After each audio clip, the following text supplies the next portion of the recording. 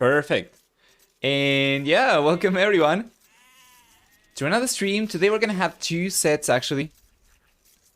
Yesterday I said that I was going to cast a show match for Battle Africa, but we ended up getting some Terra Nova Duos matches scheduled. So we are going to do this instead. We have this one right now that we'll be covering live. And let's actually go just 1x speed. We have this one that we'll be covering live. And then there is another one that actually took place much earlier today at 3 AM GMT, I believe. That we're gonna be casting afterwards using recorded games. Alright? So, yeah. So, first game of this one, and by the way, this is round of 5, as you might have guessed. It's going to be between Rulers of Rome and Gamer Legion B. This is round 5, so we are on African maps. For map number 1, they are playing Unyanga, and yeah, boy, this is one of my favorite ones for sure, so I'm pretty happy to see it. And taking a look at the teams, we're gonna see Gamer Legion towards the southeast, with DauT playing Dravidians, so they are utilizing the new civilizations. And then we have for Slam, he's got Lithuanian, so for these players then, starting with Mr. DauT, Dravidians will get 200 extra wood upon reaching a new age. They'll get also 15% or 15 higher capacity on fishermen and fishing ships as well, so they can carry extra resources. And then on top of that, Dravidians will also have a 50% discount on barracks upgrades, as well as 25% faster attacking elephant archer units and skirmisher units. Now for the team bonus, each dock's going to provide 5 population support, as if it was a house. So you take a look at this, and of course, well, you cannot see population support currently, but it's gone up by 5. You're gonna have to believe me. Meanwhile, Slam playing with Lithuanians instead will get 150 extra food upon starting the game. He'll get on top of that, with Lithuanians 10% faster moving skirm and spearline units. Beautiful. As well as 1 extra attack on Knights and Lycia units per each relic garrison up to +4 attacks, so up to 4 relics. For the team bonus, he'll provide 20% faster working monasteries, so it's a very interesting combination over here. With Dravidians, when DauT gets to the fuel age, he'll be getting extra resources. He could potentially use that to sustain navy production, so he could go for extra docks up north, extra docks over here on the left of the TC, and then just try to dominate water with galleys. Just should be able to produce more of. Meanwhile, Slam on the other hand, of course, he does begin with extra resources as is, so it's still going to be a pretty good civilization for him to play with.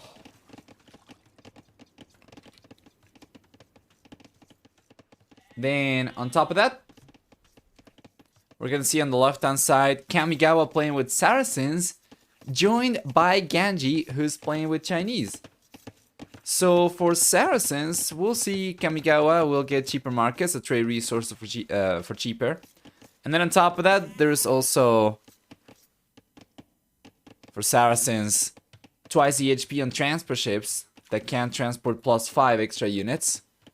20% faster attacking galley line ships. And then for the team bonus, let's check this. And yeah, for the team bonus, beautiful.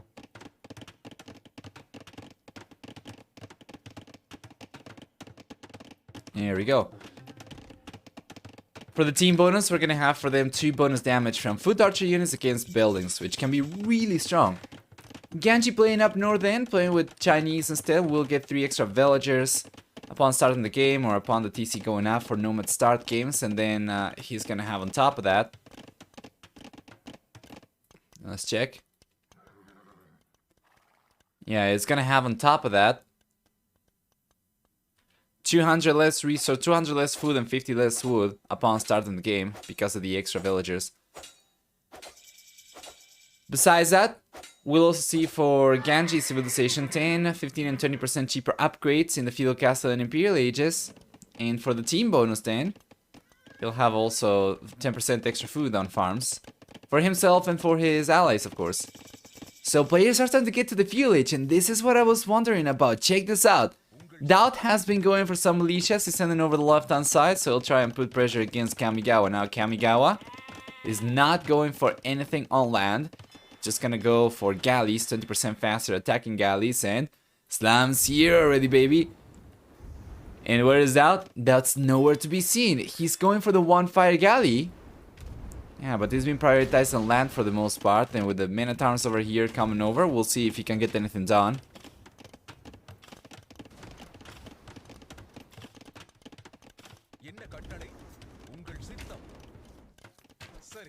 There you are. Yeah, between DauT and Slam's Navy units over here, it might be enough for them to get water control. Ganji has not gone for water whatsoever. He'll just have double archer ranges coming up over here. And that's really interesting actually, because Chinese and Saracens, they can both go for archery. They can both go for cavalry as well.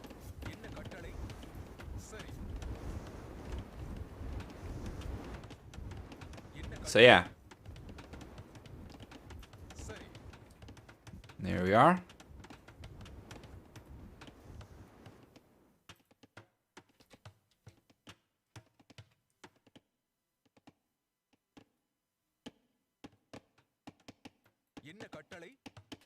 Beautiful.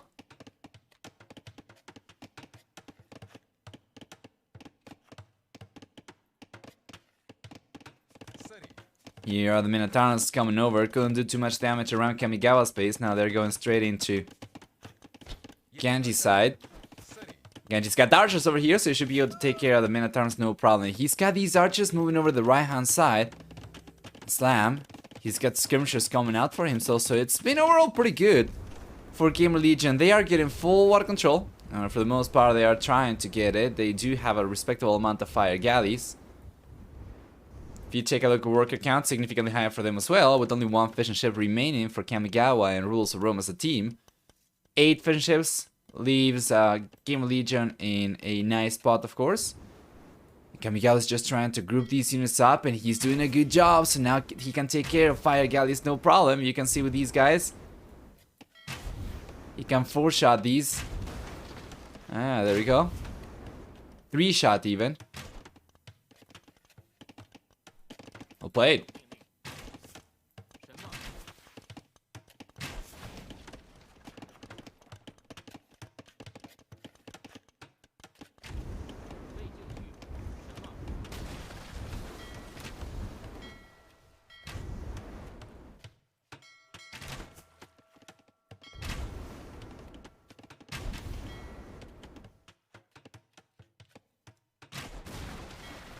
Here we are.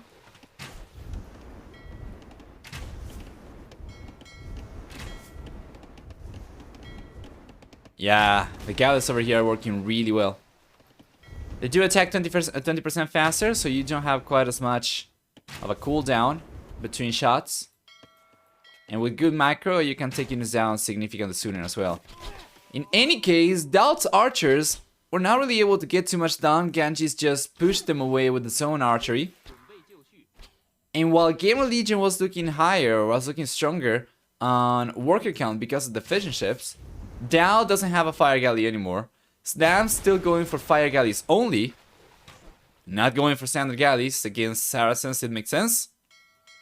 If it would have been both players going for standard galleys from the get-go, they might have prevented Kamigawa from getting to this stage, but it seems like Kamigawa will end up getting full water control. So that worker lead that we see for Gamer Legion right now is bound to disappear in the next few minutes. Here comes Kamigawa.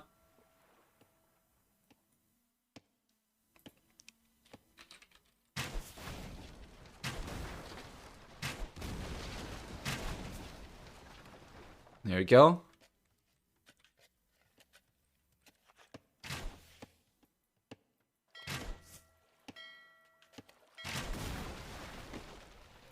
Perfect.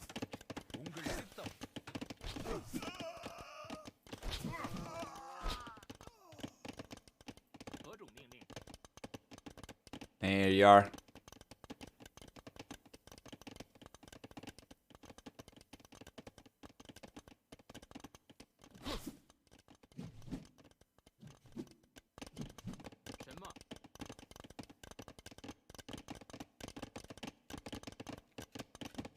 Castle is on the way now.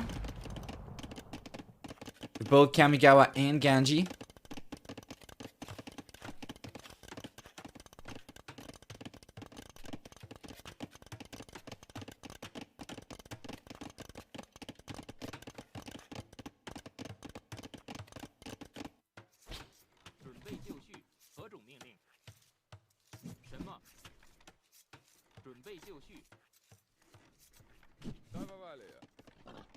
Beautiful. Castle is gonna be here very soon for DauT and for Slam.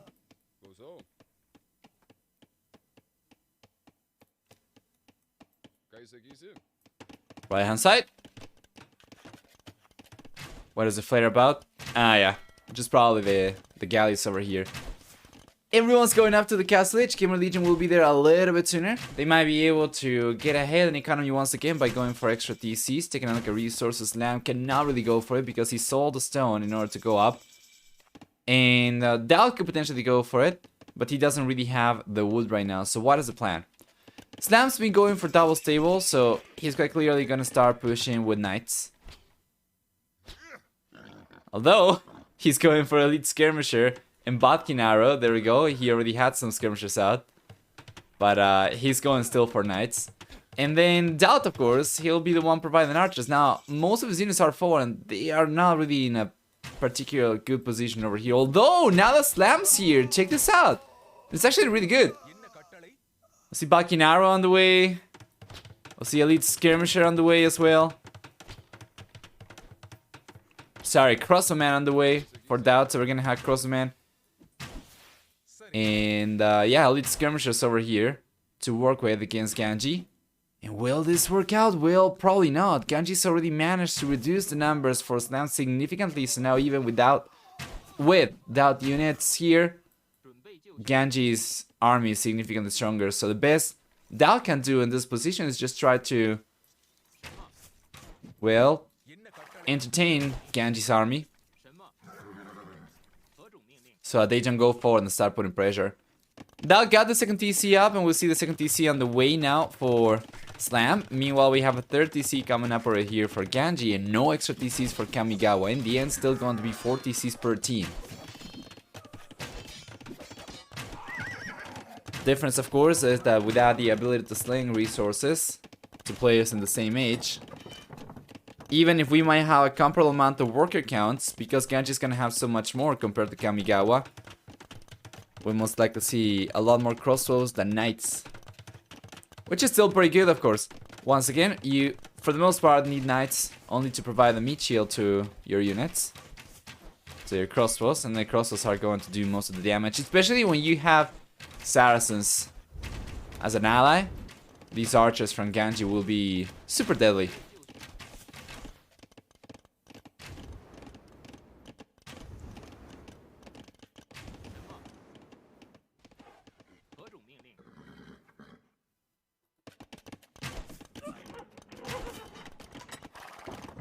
Here we go.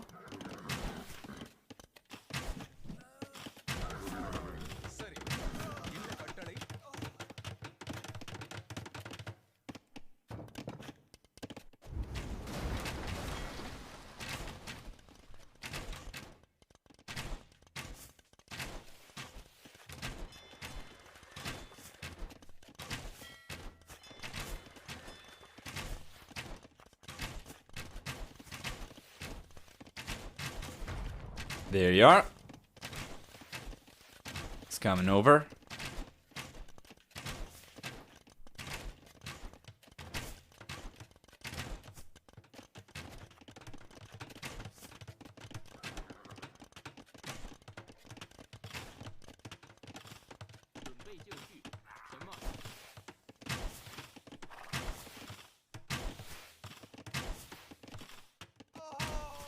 Beautiful.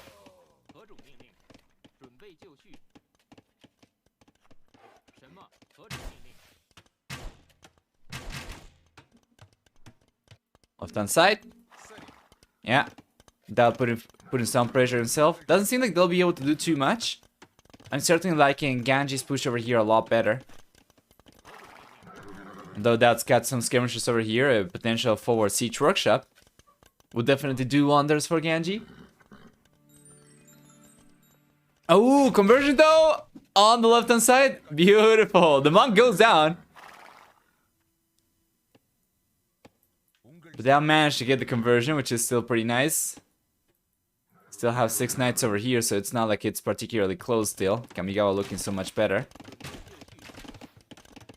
And good demolition raft over there for Slam. Kamigawa is probably sending the galleys over to take care of it right away. Yeah, and this shouldn't be much of an issue. Oh, another conversion? I hear the conversions, but I don't see any monks. Here are the monks. Yeah, on the left-hand side. Yeah, there we go. He managed to convert some of the knights over here that Kamigawa sent forward.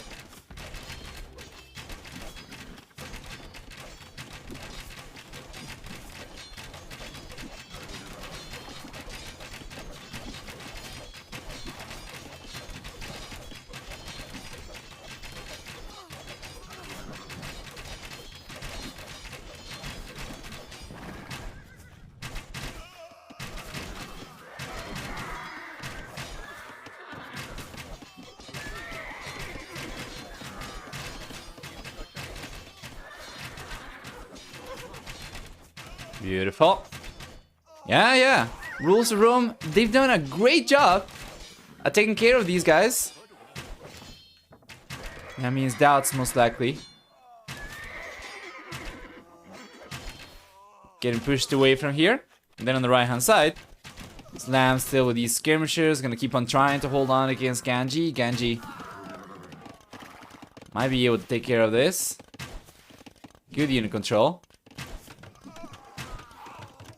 Walls coming up still. Oh man, but that's not the best. These skirmishers are within range.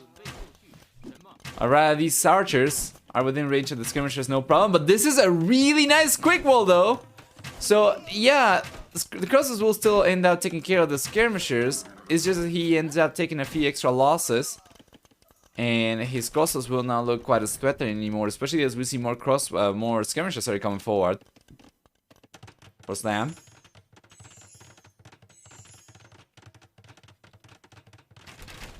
Definitely kind of rough.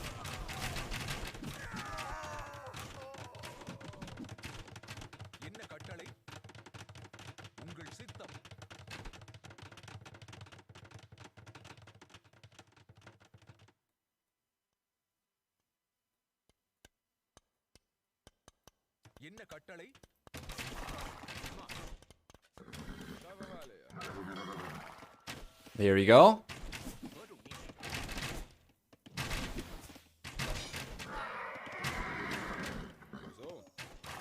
Beautiful.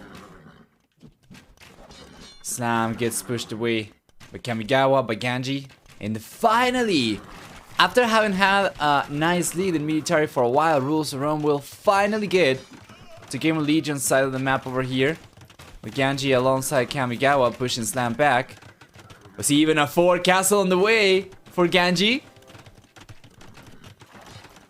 He might be able to get some damage down over here. Where are the villagers? He's waiting for the villagers. He's got a Magnol over here as well. Meanwhile, on the left-hand side, well, that's been able to take care of Ganji's crossbows for sure. Now we're going to see Kamigawa bringing a few extra knights. He should be able to take care of these skirmishes. But it's just been such a back and forth for the longest time. It's a lot of knights coming over here from Slam. I cannot do too much against knights plus crossbows. So, yeah, Rules of Rome still on the lead in terms of military. If we remove the galleys though, it's going to be about the same military count on land for both teams. But this castle's beautiful. Since the last time that we mentioned TCs, now Rules of Rome have gone up to 6 TCs. Well, for Game of Legion B, instead we are going to be on 8 TCs, and that's what allowed them to still stay ahead in worker count. Now, interestingly enough, they're actually catching up a little bit. in military as well. Imperial Age is gonna be here for DauT, significantly faster compared to anybody else. So there's that.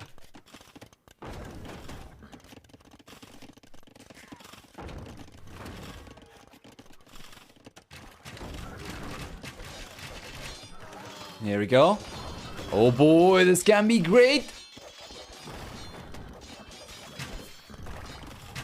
Will it though?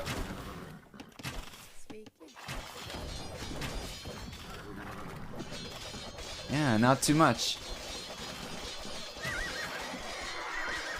With the castle over there, it's going to be fantastic for them to keep on pushing. There we go, the knights are getting pushed away by Slam.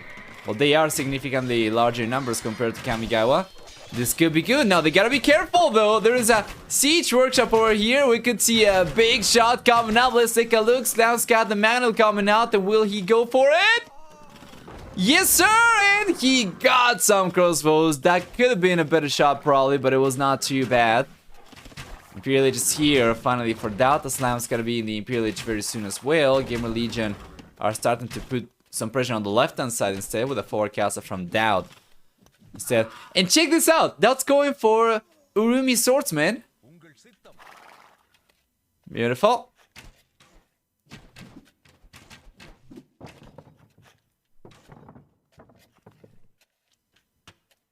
Fantastic.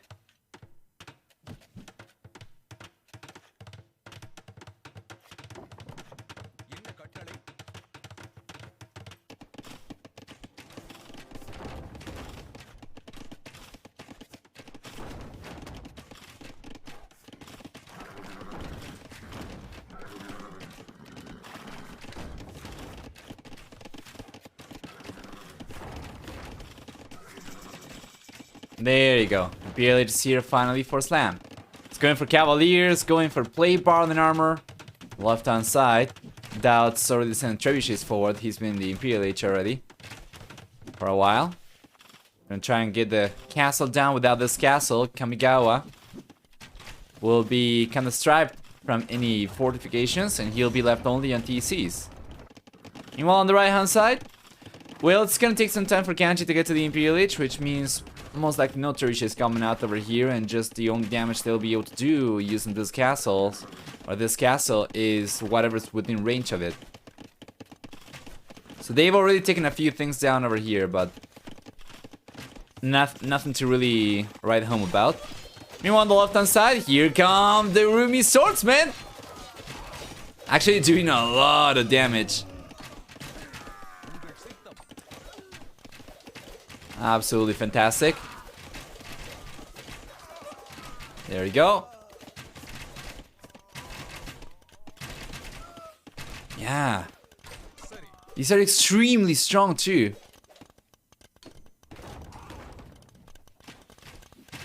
Walking away.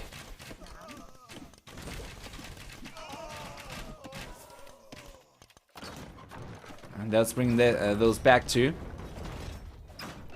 But this push is fantastic. With 3 trebuchets, they've already managed to get the castle down. The TC's crumbling for sure. We have no extra castles over here for Kamigawa, and he's gonna be left on only 2 TCs. As DauT bringing skirmishers and Urumi Swordsman, these crossbows Ganji's been sending over to defend Kamigawa will simply not suffice, and Kamigawa's been going for camels for the most part, which is not really going to work against these guys. And here comes out. Moves the trebuchets forward. It's gonna try and get as much damage done as possible, but he doesn't really know where to strike next, I think. Or does he know about the TC? Well, he might know about this one. He knows about that TC foundation, so he's just going to send the trebuchet forward. Wow, that's super greedy. On the right hand side though, here come the camels from Kamigawa. They're just trying to pile up on Slam, but Slam's got a castle over here to defend himself. He's got trebuchets on the way as well. Meanwhile, Ganji's point of view knows about the castle, but it doesn't matter because rulers around recognize the lead Gamer Legion has been able to get for themselves so far, and will take game number 1. Rules around call it. Gamer Legion takes game number 1. So for this, we have for military a pretty nice KD for DauT in the end is going to be about 5-4. Very close to 1-1 for Kamigawa and for Ganji, and I think on average it might have been about the same for both teams. Just we managed to get more military units for Gamer Legion towards the end because of their stronger economy. They managed to collect significant more than 50% of resources in this game, and throughout the majority of the game, so even earlier when they were on fishing ships, they were looking strong, and after they got pushed out of water, they still managed to keep the eco lead over there just by going for extra workers. So you can clearly see before the guys start getting to the castle age how eco or worker count started going down a little bit for Gamer Legion B because of losing the fishing ships. So well done, let's go back.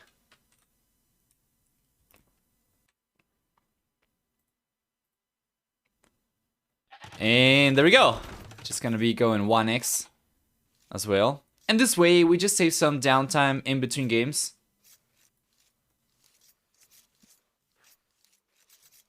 So it's a little bit easier. Drafts and schedules are more guidelines than rules. Yeah, apparently. I do not want to be part of that, but then at the same time, it's on me. I usually put an alarm, but yesterday, because I went to sleep much earlier than 8 hours before the set, of course, I said, well, I'm just going to wake up when I wake up, because I certainly do have a lot of margin over here before I have to cast. And nope. I actually woke because of the draft and the room ID message that Slam posted on the server. Otherwise, I probably would have overslept even more. I think I ended up sleeping like 9 hours and a half or something. But yeah, it did came in quite handy. I've now been resting too well. Non-alarm sleep is the best sleep though? Yeah. As long as you don't oversleep too much, which is not particularly healthy either. But yeah, it was good. Still 9 hours and a half still going to be acceptable.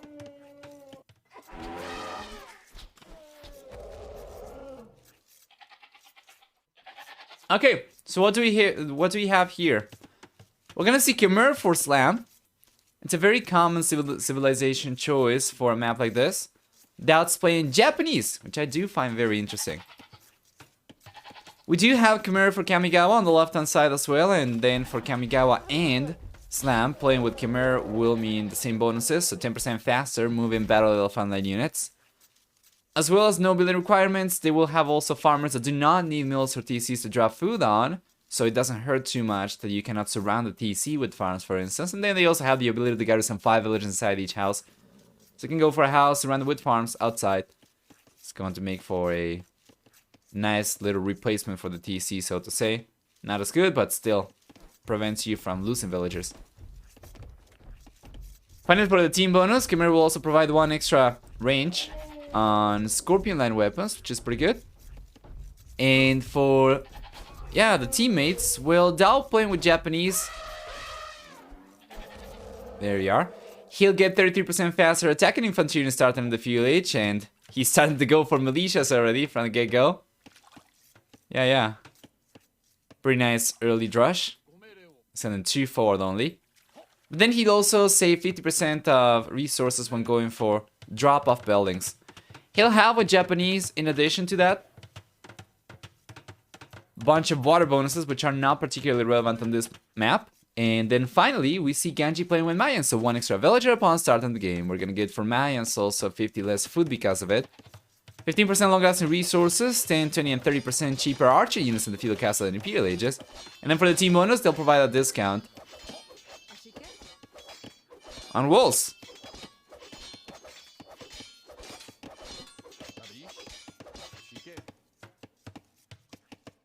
You're like a minute behind?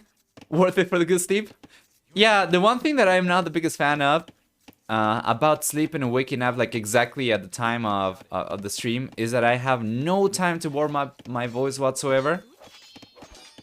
So I have to be super careful because I cannot go full steam until at the very least an hour and a half, 2 hours have passed since I've woken up.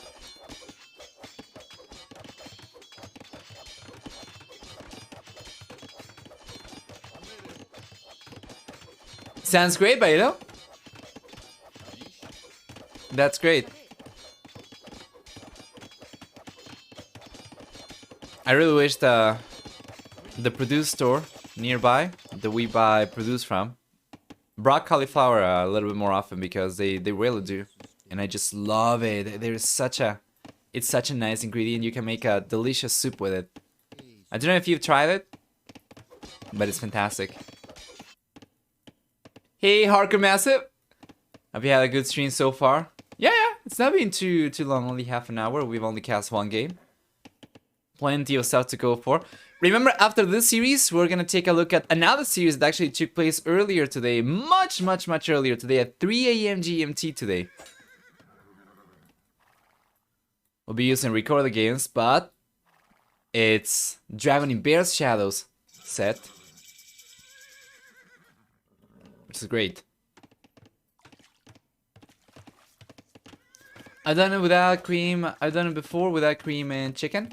I can warmly recommend that version too. I mean, the beans give the protein anyway. So, I'm not really sure. Yeah, I guess I should call it soup. It's pretty good.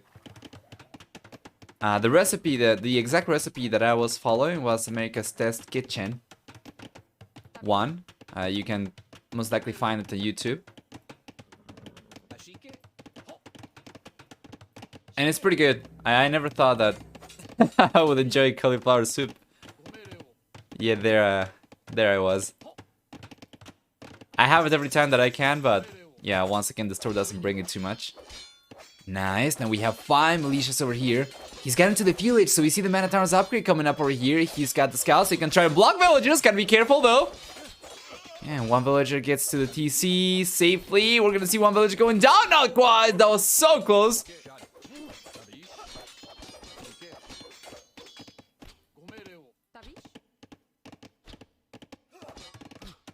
Nice quick wall over here. So Ganji has taken no losses against 5 Man-at-Arms on an open wood, and that's just absolutely incredible. Well played. Very good defense. The archer ranges up just in time. The archer's coming out over there. No quick walls, but good unit control. Was able to save his entire economy. Meanwhile, don't really have too much action elsewhere. We do have some scouts on the left-hand side, but nobody has lost a single unit yet.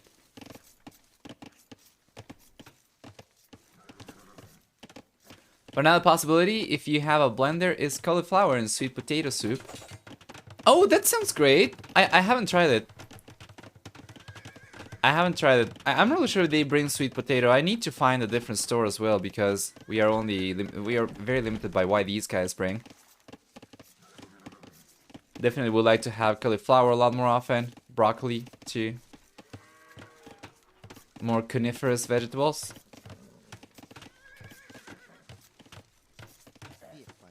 Check. The engagement over here. We do have more scouts for Kamigawa, but the villagers join the fight over here. Yeah. And check this out. He's not lost a single villager, so well done from Slam over there.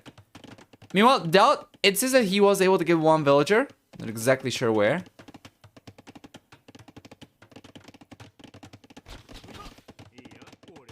Okay, this is not good though. You end up losing one. Yeah, 1-1. I'll certainly try it, but you don't keep it in mind for sure, because I love vegetable soup. I got the advantage of living right downtown, so 100 shops can go pick and mix while looking at the prices. Yeah, I miss that about living downtown myself. I moved to the suburbs, I guess you can call it, and it's not been the same, so I do miss that quite a bit.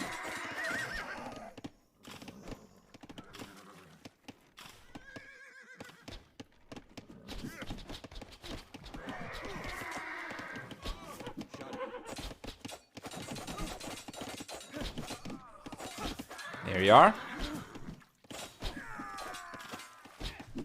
Bunch of extra units. For Wolves of Rome, a much higher HP pool with a defensive tower.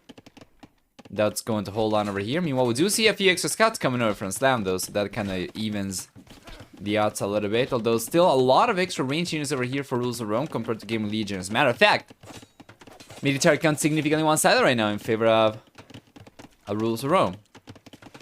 I got some perverse satisfaction from saying 10 cents a kilo on potatoes, etc. Oh yeah, I don't have to talk about, to me about that. We actually maintain a spreadsheet with prices from different locations. And we go out like a few times a year just to update the spreadsheet with the latest prices everywhere. Just so that we can take advantage of the lowest prices. But hey, if I didn't do that, no way I would be able to sustain myself on Twitch income alone.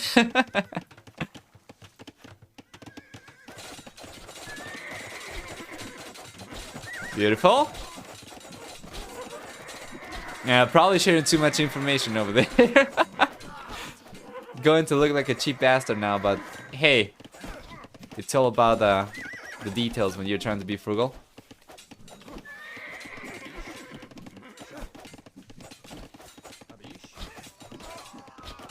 Beautiful. The archers go down, scouts get pushed away. Given Legion catches up. On the left-hand side.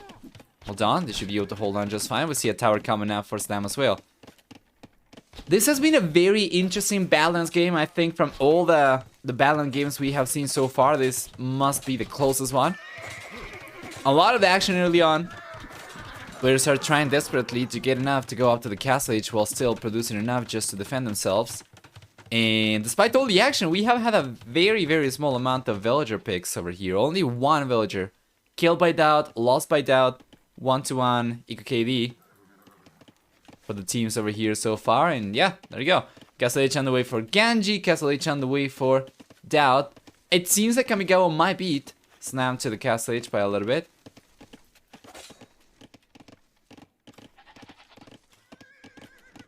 Well, let's check.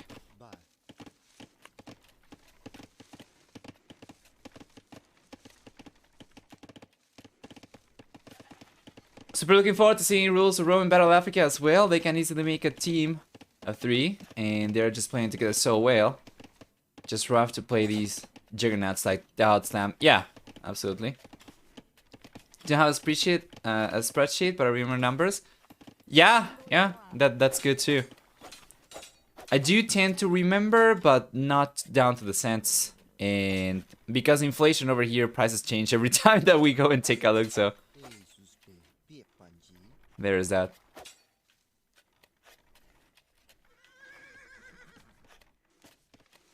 Alright. Guess it should be here for DauT a little bit sooner. Just a wee bit sooner. Compared to Ganji.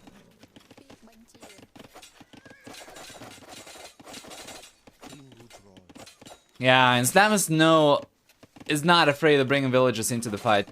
If it's going to... Yeah, if it's going to even the odds. He's getting a little bit of idle villager time over there, but it's not going to make too much of a difference, I guess.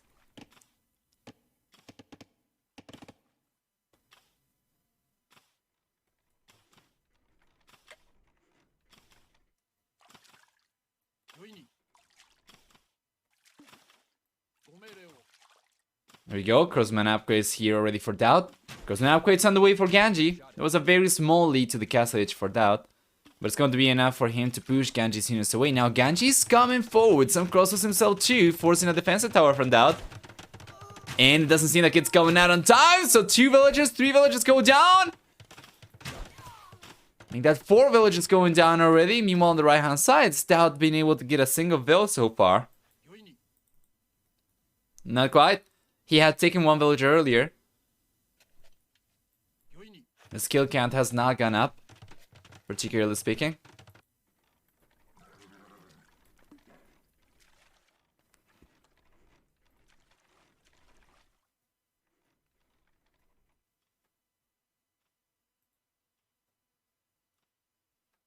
Beautiful.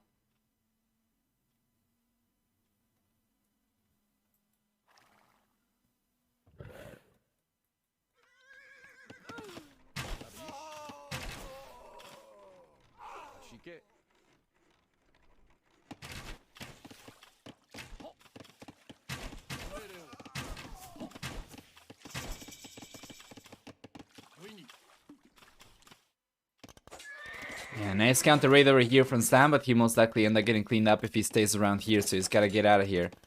With both players from Rules of Rome already in the castle age and Slam still nowhere near have enough resources to go up, this could potentially go sideways for Game of Legion B very soon. Kamigawa, Scout Knight's already coming out, plus he does retain a very decent amount of scouts that he's just upgraded to light cavalry, so even though Slam's been going very heavily into scouts, it doesn't seem like he's going to have the units to really do any damage for. Then yeah, he's getting cleaned up over here. Up north, he'll most likely end up getting cleaned up if he hangs around. So as soon as these knights start coming forward from Kamigawa, that's going to be a little bit of an issue for Slam for sure. Right hand side, looking better for DauT. Down south, looking a little bit better for Ganji. And really neck and neck right now. Rules of Rome are behind the military count a little bit. That might not be the case for much longer. But they are ahead in worker count. They have both players already in the castle age. And it's fantastic. Sam's just about the only pro who will like instantly pull villagers in a situation like that. Like no second thought, just go. It's a tad weird for an otherwise relatively conservative player. Like for his villager experience there. Probably. That actually would explain it for sure. He's not shy of bringing the villagers over. It kind of reminds me of the Muslim a little bit for Age of Empires 4, for those of you who might be familiar with both games.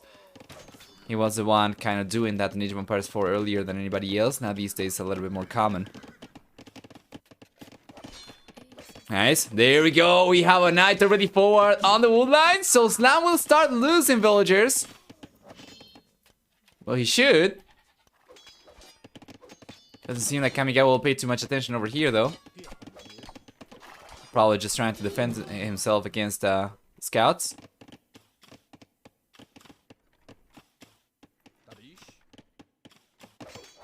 But yeah. Oh, there we go. Light cavalry right now. Straight into Slam's woodline. Fantastic. That's a lot of villages going down all of a sudden. Slam's going down 16 villagers. Yeah, and Rules of Rome struggling big time while Slam managed to rack up enough resources to click up to the castle age. Rules of Rome's got such a lead that it would take nothing short of a miracle for Game of Legion to come back from this position. Assuming that the Rules of Rome play this game right and do not take any unnecessary risks, they do not leave everything super exposed and they are able to keep on putting pressure. This should be their game, but we'll see. We have seen Game of Legion already come back from positions like this. So it wouldn't be the first time. It just seems very unlikely in any case.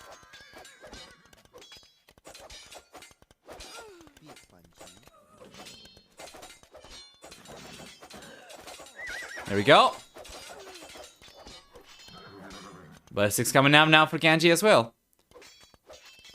This is so far behind. If you're talking about Game of Legion's position, yes. If you are talking about the stream being behind compared to the games live, that's on purpose. So we don't have to wait in between games too much. So by the time we jump into game number 3, we'll probably be catching up a little bit more. Not gonna be so far behind, which is still fine.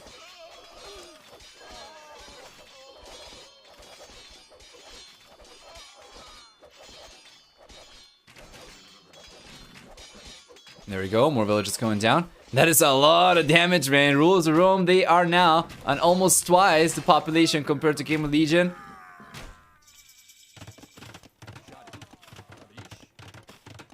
As far as Slam gets to the castle age himself, what will he do? I don't really think he's got the economy to go for much of anything. He's lost 41 workers so far! While being able to get down 13 himself only. He's got no economy. Everything's garrisoned.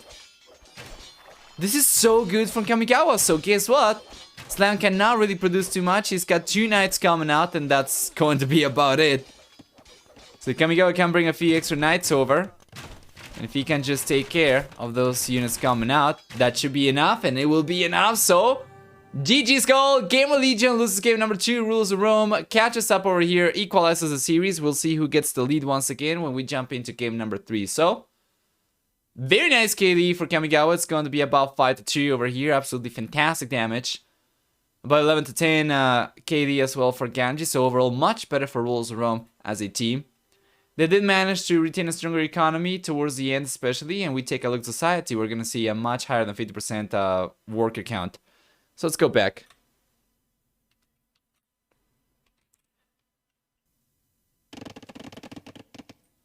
Welcome everyone then to game number 3 once again. We do have Game Legion versus Rules of Rome. Fantastic. And we had talked about the civilizations already. This was a restart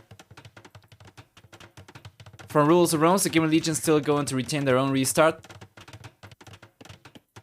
What do we have for the matchups then? On the left hand side, Ganji will be facing Slam. We have Japanese versus Chinese over here. How historic. On the right hand side, instead we have Kamigawa with Hans facing DauT, who's playing with Italians. So this is going to be pretty interesting, because Hans do not hurt by the lack of wood early on this map specifically. They might actually be able to clutch it up and maybe try and contest water. We'll see. Water control is extremely important, of course, and we have seen this already before. We have seen this map already in the past. Water control is just going to give you so much, while it does not really comprise a very large section of the map necessarily. Water control is going to give you access to the center, as it's only accessible by water over here, and that's a beautiful little passage over here. Check this out. I would just love to be able to walk through here, IRL. But yeah, you're only going to be able to go through using passages here on water. You cannot actually walk with villagers because it's obstructed by trees.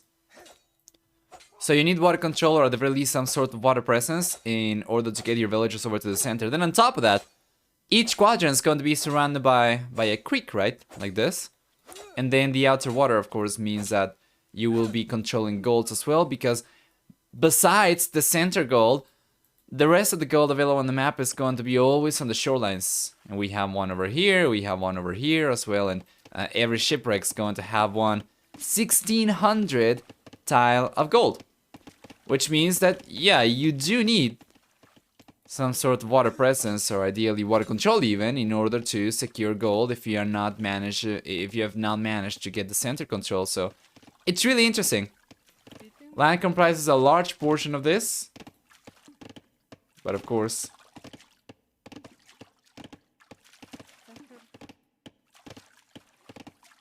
water is so instrumental, so important.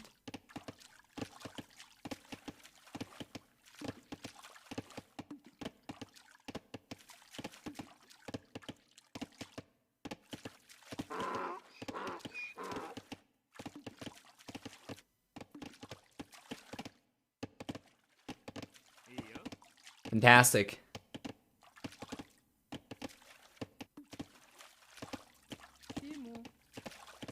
And everyone's just chilling right now. Slam seems to have racked up a nice lead for himself. This is mostly because of the Chinese start, of course. Meanwhile, Kamigawa, on the other hand, Kamigawa's been going for a little bit more fishing over here. He's managed to actually catch up to Slam and work account, which is saying something up against the Chinese player, or the Chinese civilization. He has managed to get one extra fishing ship out, so he kind of catches up for it a little bit. Had to go for looms, so now he falls behind a little bit more, but it's fine. Kamigawa's going up to the fuel age right now as well. And while DauT was trying to put some pressure over there, it's unlikely he'll be able to achieve too much. The Karambit scouts here, they're very, very weak. So you're not really be taking villagers down or fishing ships down with those. Still definitely will be relying on, yeah, on actual navy.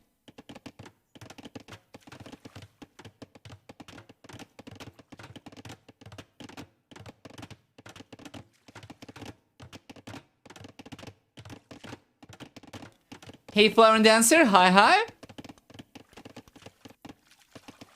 How are you doing? May the villager count for being your favorite. That's so thoughtful of you. Village is going up for both DauT and Slam. Meanwhile, Ganji's been taking a little bit longer to go up, and is actually kind of falling behind a little bit in economy, but Not by too much. He's going up to the fuel H now himself too. Let me take a look at idle TC10. Do we have any over here? We do have some over here for Ganji and for DauT. Hey, Saifa! As well. How are you doing? Welcome, guys. And Kamigawa gets the best trade over there. And yeah, now that the fuel H is already here for Kamigawa, we see galleys coming out, which I love. He's got 2 docks to work with as well. He's going for the 3rd dock too. This is so nice. Because you're not affected by the lack of wood for Hans in this game, this is going to be definitely a lot more doable than it would be on a different map, of course. Just trying to lay the foundations over here for some stone walls, which is pretty interesting. It's especially interesting because he's laying the stone walls over here on a map that makes it really difficult for you to actually wall, because they can still roam around the docks over here. I guess the demolition route would still make it very difficult for like DauT to go around, but anyway, we'll see.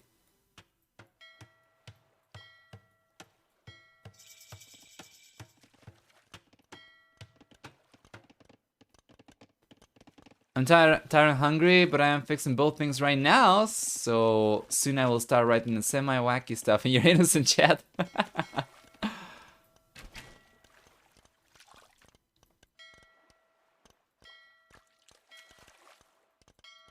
Once again, for this one, we are a little bit behind compared to the game live because of Age of Empires kinda potatoing out. But that also means that we're not going to have as much downtime between this one and the 4th game, which I do like quite a bit. At this point in time, military count a little bit higher for Rules of Rome. The left-hand side, Slam's got 2 docks over here. Meanwhile, Ganji's got 3 docks already, and he's going for galleys. So I do like Rules of Rome's position here. It's amazing. As long as they keep on going for more galleys, once they get water control, then they can make a switch back to fishing ships. Yeah, just go for more galleys. Push them back. Potentially get some villagers, fishing ships down in the process as well. Kamigawa's gotta be careful. We have the defensive advantage over here for DauT, so he does not really want to dive in too much. It can be extremely risky. Although he does manage to get 1 galley down already. That's going to compensate for the galley coming out of this dock. And we have another one coming out of this one. But this is already some good damage. Well done. He's pushing DauT away. Now he's got to send more units forward as well. Because the moment DauT unleashes the extra units, these 5 galleys we have over there for Kamigawa might just not be enough. So it's looking pretty good still for Kamigawa, though. He has managed to retain a good count. Getting 1 fishing ship down. I'm gonna get another one. Beautiful. Now, Rules of Rome are starting to get a nice little eco lead as well. So, will Gamer Legion try to go for land at all? At this point in time, doesn't seem to be the case. Slam's just gonna keep on going for more galleys. DauT's gonna keep on going for more galleys. DauT's completely outnumbered already by Kamigawa. As a matter of fact, the second group of Kamigawa's units will be larger compared to DauT's extra units over here. And of course, once DauT gets cleaned up over here, that's going to be even more one-sided in favor of Kamigawa. Slam's got almost enough resources to go out to the Castle H already. We're gonna see Ganji actually use the market to go out to the Castle H himself as well at about the same time, probably a little bit sooner even. And this is pretty cool. Both those players were facing each other on the left-hand side. We do have 8 galleys for Ganji, meanwhile Slam's got 7, so as long as Ganji plays conservative over there and defensively, he should be able to hold on to his lead. So yeah, it's looking pretty good. Now we have only 3 galleys over here for DauT to work with. These will go down to Kamigawa's. And overall, it's been a fantastic game for Kamigawa and for Ganji. Castle H is on the way for Ganji faster than it's on the way than it's coming out for Slam. And over here, Kamigawa is completely dominating the engagement against DauT. Does end up on 13 galleys compared to DauT's 1 galley remaining and fire galley push right now. And you know what? Fire galley over here is not going to work. If Kamigawa... That's beautiful, by the way. The 3rd wave of units coming forward from Kamigawa will be strong enough for him to hold on against the fire galleys. But he's got to pay attention, though. This is not good. What's going on with Kamigawa? This is going to give DauT a chance of coming back. Oh, Kamigawa realizes after losing 2 and losing a lot of HP in the remaining ones over here. But yeah, at the very least, he does bring some units over the left-hand side. so they can surround Slam, and after they take Slam down, that's going to leave Rules of Rome in a very good spot. But yeah, the reason why I don't think Fire Galleys over here will work too well is simply because of how narrow the river is, right? The creeks over here as well. You see, there is not too much space over here. So, you know, Kamigawa just fits the units over here. It's not going to be possible for DauT to get a good surround over here, like over here, and potentially get some units from the back as well, which is what you kind of need to take a good trade against galleys with Fire Galleys. So yeah, Kamigawa should be in a pretty good spot. It's going for extra units, gotta be careful. I end up losing a fishing ship or two over here, which in my opinion shouldn't have happened.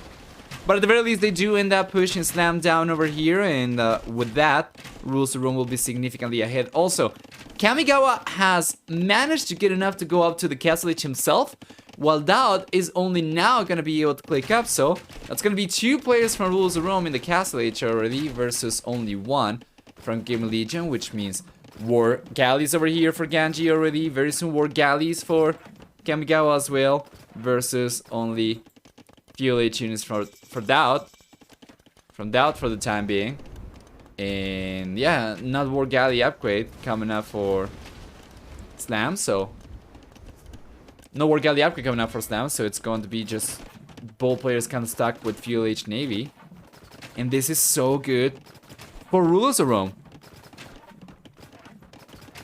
Interestingly enough, DauT actually managed to dock block the crossing over here, and he managed to bring a few villagers over to the center, which is pretty interesting. If he does manage to wall this off as well, and potentially wall the extra crossings off, so this one down south, right, he just goes for a few stone walls. Yeah, there we go. And some over here. Ganji's actually gone for this, I'm not really sure about that. But if DauT goes for some walls over here as well, that should be pretty good, and should prevent Rules of Rome from getting access to the gold center. Once again, might not matter too much. We do have plenty of extra gold around or along the shorelines over here in shipwrecks for Gamer Legion to do so, or actually for Rules of Rome to take advantage of, while Gamer Legion will retain control of the center for the time being. But yeah, you know, with water control, it shouldn't take too much for Ganji and Kamigawa to break through the walls and come in. Gotta be honest, I'm pretty happy that the players were even aware of the start of the map. And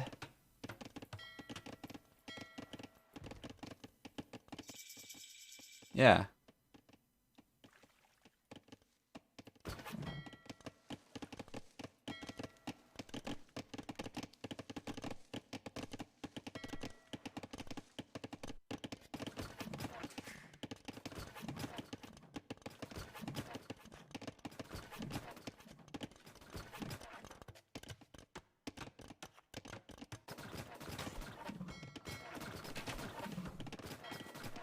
Nice. Once again, Slam, DauT do not really stand a chance of water anymore at this point. We have over 3 times the military count for Rules of Rome. Yeah, nice push over here. Slam's gonna try to get a conversion over there. It seems like he misclicked. No. He didn't. Pushes the War Galley away. Might not make too much of a difference right now. The worker lead is such that Rules of Rome might be able to go up to the Imperial Age faster, and with full water control they can just go for Cannon Galleon.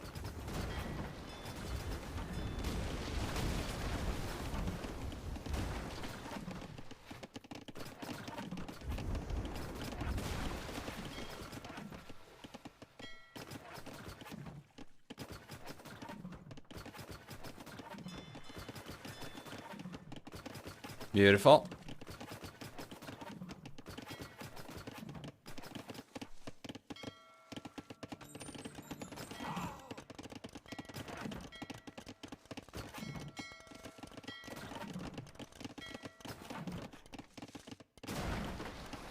There you are.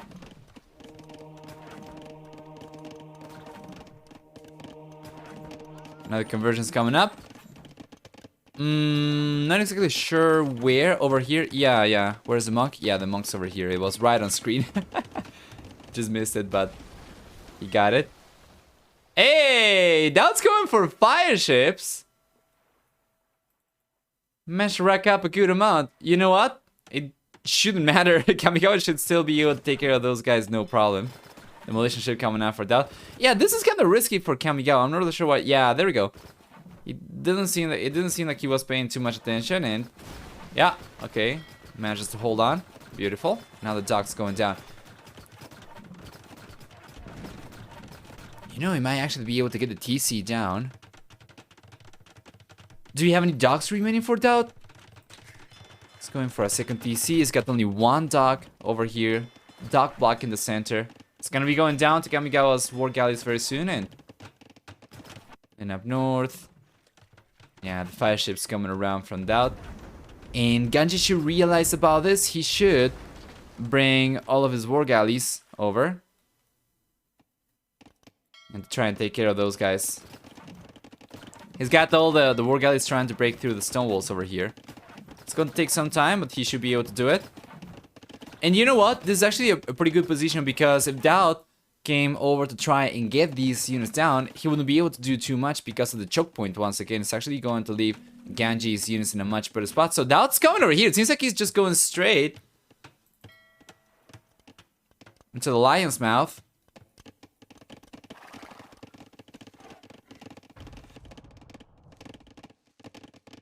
Because once again, this is so narrow. And check this out, it's actually using the transport ship to prevent DauT from getting through. This is really bad. Why would DauT ever want to take an engagement over here, this being so freaking narrow?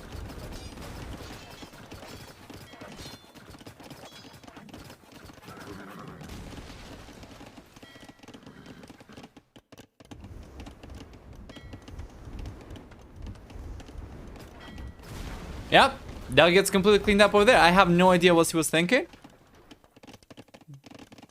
But yeah, that was a beautiful choke point. I guess that did buy him a little bit of time to get a second layer of walls up.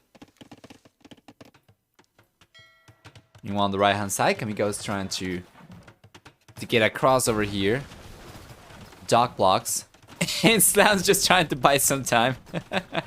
I don't think Slam's actually being able to get to the center yet. No, but you know, he's got a dock over here. Could potentially go for a transport ship, and then DauT could lead one of these and just allow Slam in. In any case, it seems like Slam might actually be able to go up to the Imperial Age faster, which is pretty curious, given Ganji's economy right now.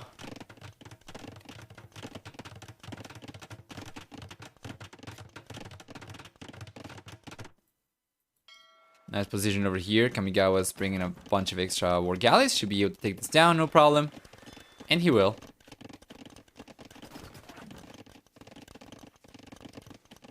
Yeah, well done as well. Just trying to create some distance himself, so he does not get clout by demolition ships or something.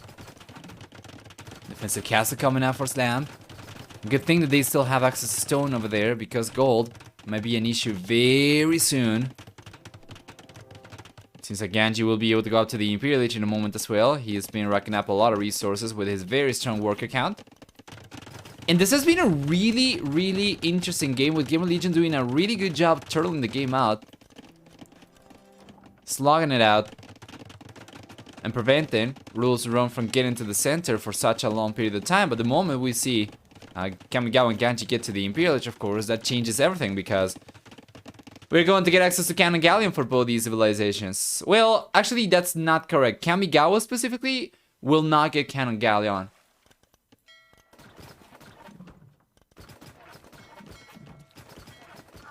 Yeah, nice push.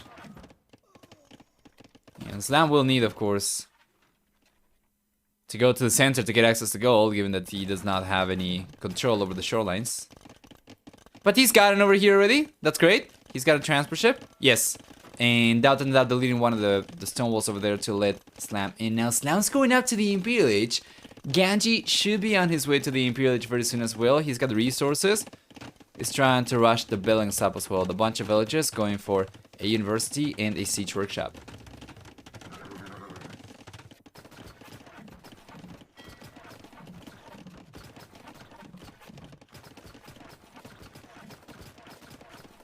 Yeah, there we go. Imperial Age should be on the way for Ganji. Imperial Age is going to be on the way for Kamigawa, as he already has a castle. He doesn't even need the castle age buildings otherwise, and he should be on his way up very soon. He can use the market as well. And what an interesting map. What an interesting game. It's kind of awkward because Gamer Legion, they do have a sense of safety over here simply because they are not actively dying. But they have just been falling further and further behind.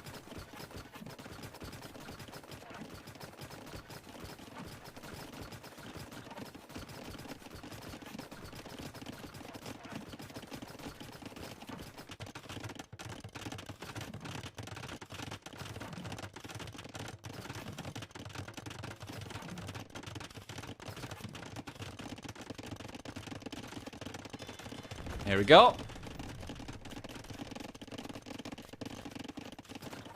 PH will be here in a moment for Slam. What does this mean for them? We'll potentially see trebuchets come out.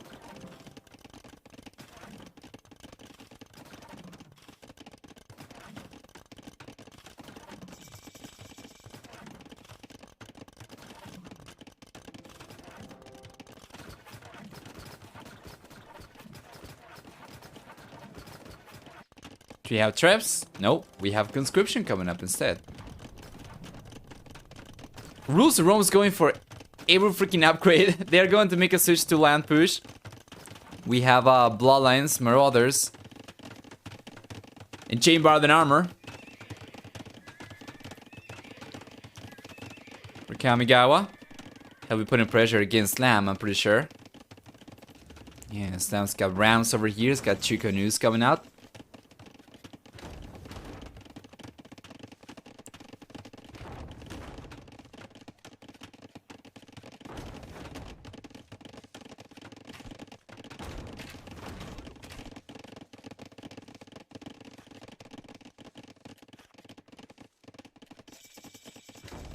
There we go. Peter just here for DauT now. Here for Kamigawa.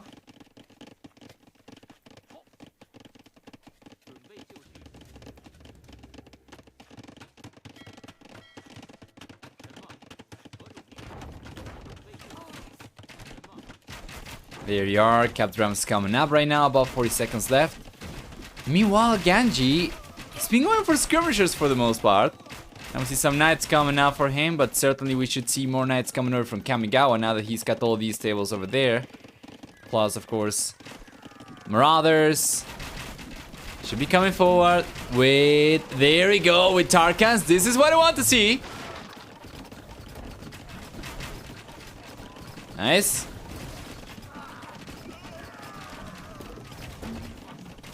Yeah, beautiful, beautiful holdout over there. We have Onager as well for Ganji too.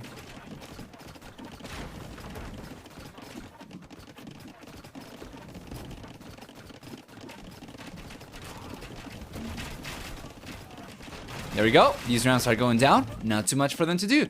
So what's going on in the center? I don't see anybody going for Cannon Galleon at all.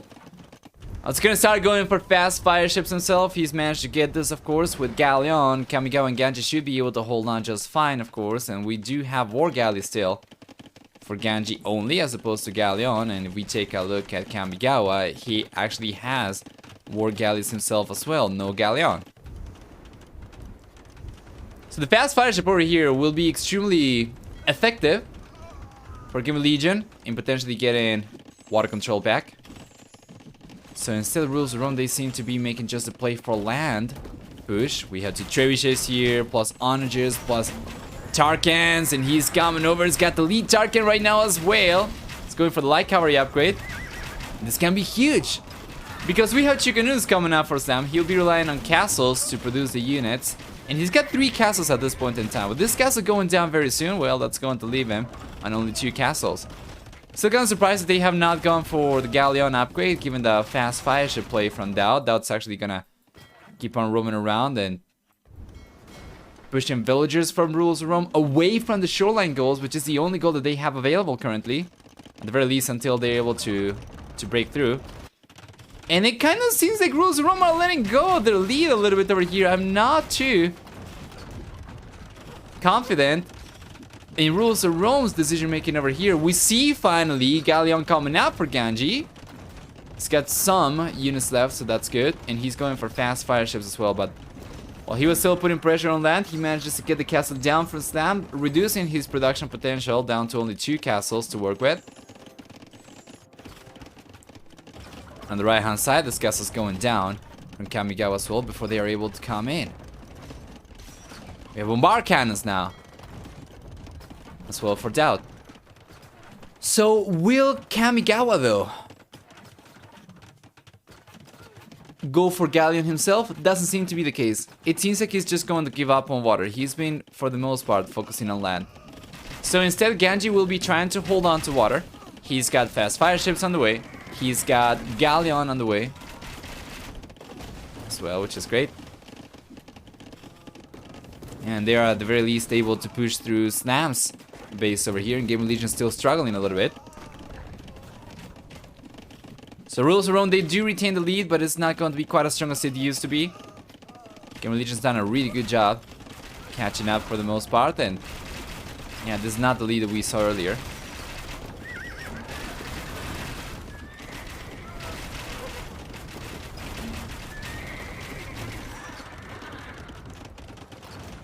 Nice defense over here, by the way. We have the Onager. Still 2 trebuchets should be enough to take the castle down, though. Yeah, as Slam runs out of resources, he cannot really keep on repairing over here. Take a look at the stone. He had to buy some to keep the castle up, but it's just going to buy him a little bit of time. Meanwhile, the Tarkans are getting straight to the TC over here, taking exposed villagers. Well done. We have some pikemen coming up for DauT over here. No halberdier access for Italians, unfortunately for him. Yeah, the castle crumbles. Now Slam's left on only 1 castle. He was going for 2 canoes for the most part. Now it's gonna be left on almost no production at all because he's not producing much of anything else. Is he going for any extra like archer ranges? Stables? What is the plan right now for Slam? He seems to be just crumbling right now, and I don't see any reaction over here at all. He's just going for villagers. Well, this is going to put certainly Ganji over here in a pretty good spot. Kamigawa potentially as well. Meanwhile, on water, we do have still war galley for Kamigawa, and we already have galleon for Ganji.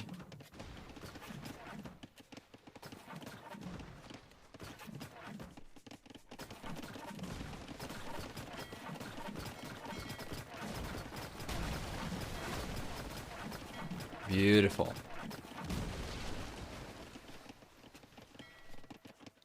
Yeah, well done.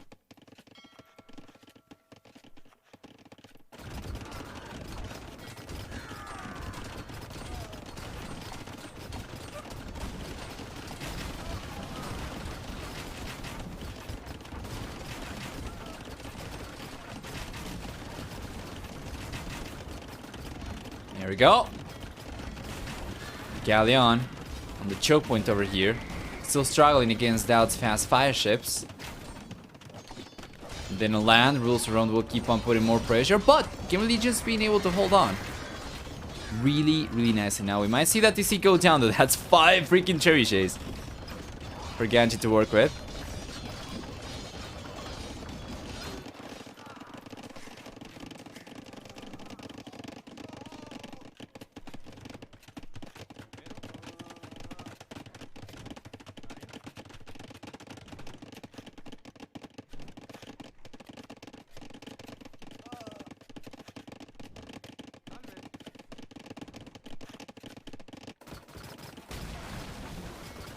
Here we go.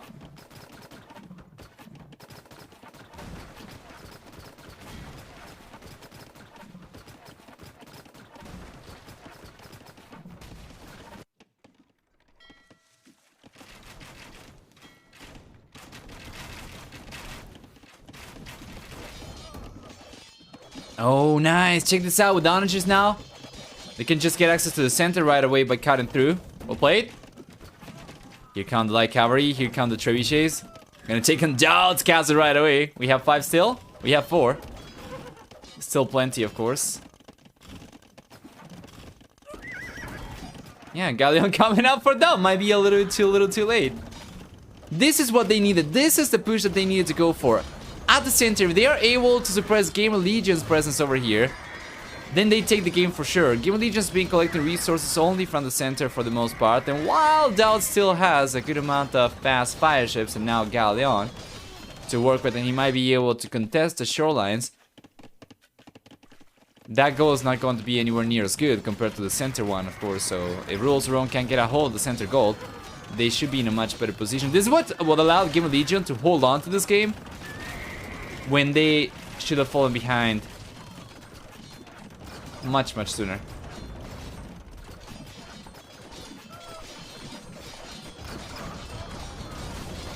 Nice though, Tertius going down over here. DauT Spearmen, actually Pikemen over here, plus Condottieri are doing a good job. Kamigawa's bringing the Tsar over, and the Tertius will remain over here. Meanwhile, Tsar was trying to go for a demo shot over there, could not do it. And will Ganji then try and go after the next castles? There's only 2 castles left over here, plus 2 TCs. If they can take that, they can get access to the center. It's a little bit rough right now because the Genoese Cross was coming out from DauT, countering both Hazar, but also potentially Tarkans too. And we have Cavalier coming over from Slam though! They're coming back! Game Legion's coming back. This should have been a pretty straightforward game for Rules of Rome, but they've been struggling to take advantage of their lead.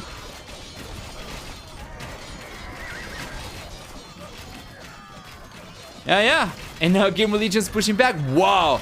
Absolutely amazing. At the very least, Ganji was able to save these trebuchets. But what is the plan right now? Ganji's going for archer ranges, and it seems like he's going to be going for arbalesters to counter the Genoese crossbows. It's going to be good. The meat shield should be able to take care of these Chikanus as well.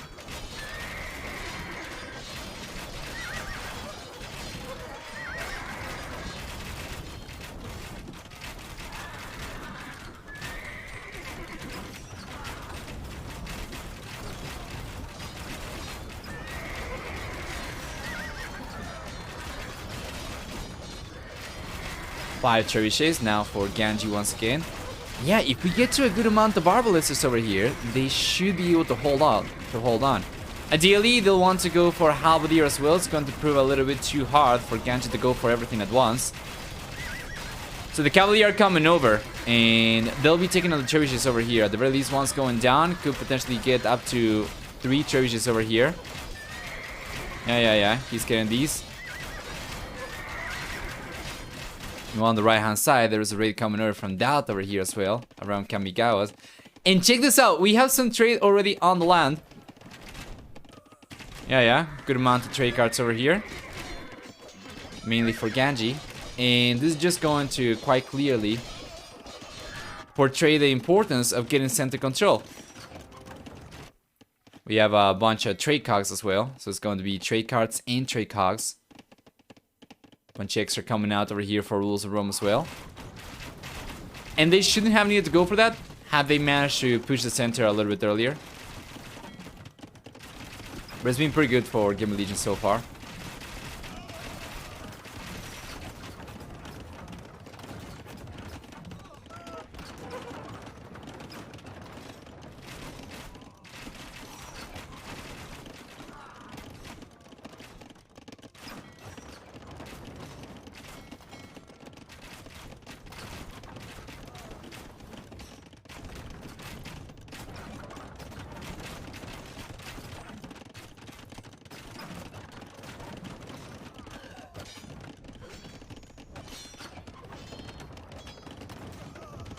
There we go.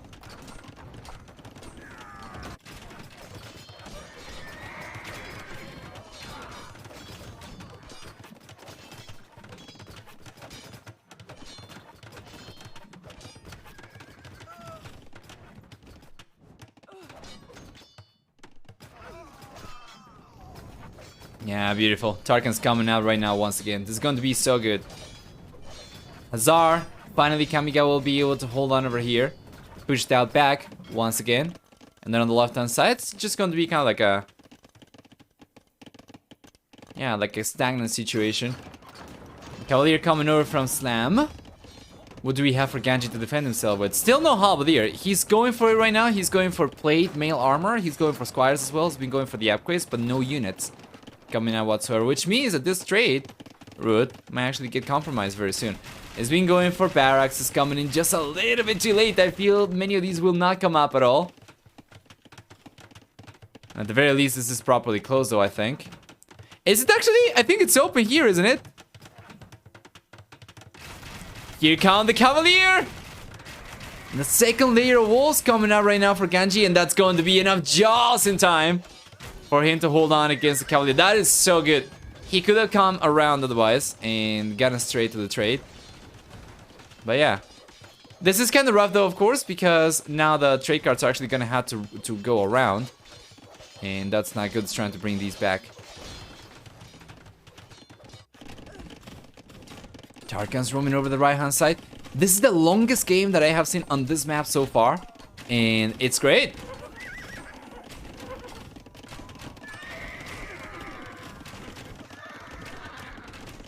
Absolutely fantastic.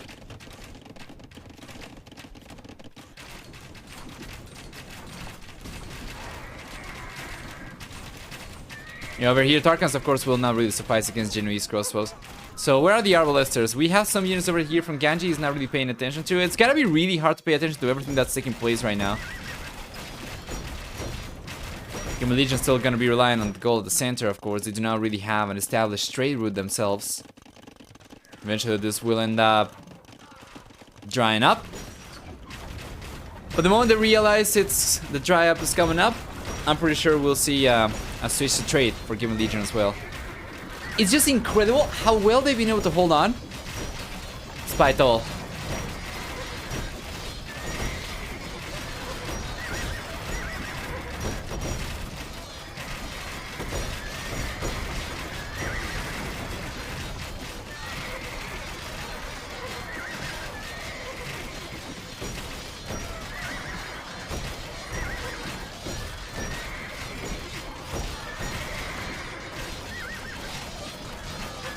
There we go. Man, that's a lot of C-Trons coming over.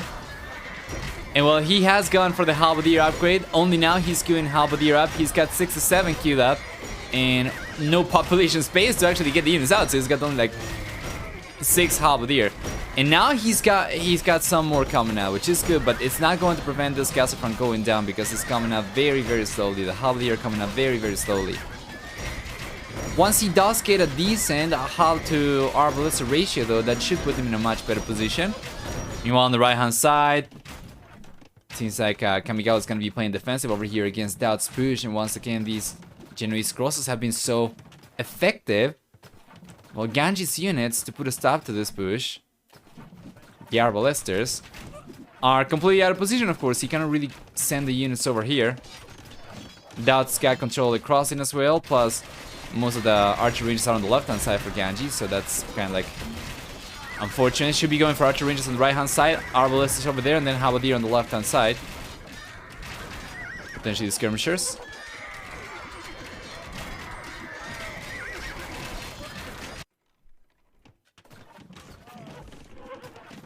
We could see a good shot coming out over here, but no onager on the way though. He does not have population space once again. It's so hard to adapt immediately when you simply do not have the space to go for the units you need.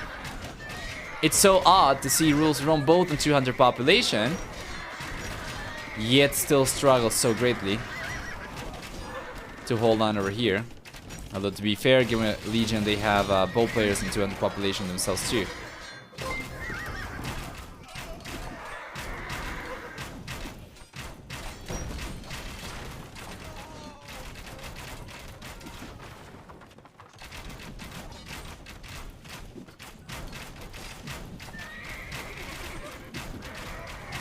There we go.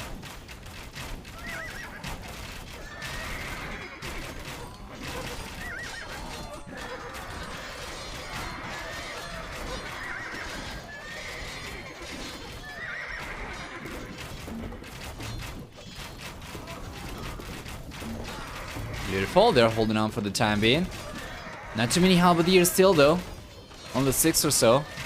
Simply does not have enough population space to go for much more. Still going for Galleon. On the right-hand side over here, it's so rough. Thank you for the content, dude. Enjoy it a lot. Thank you. It's very much appreciated, Pandre. Thank you for the bits. That's going to be enough for a full avocado, so pretty happy about it. Appreciate it.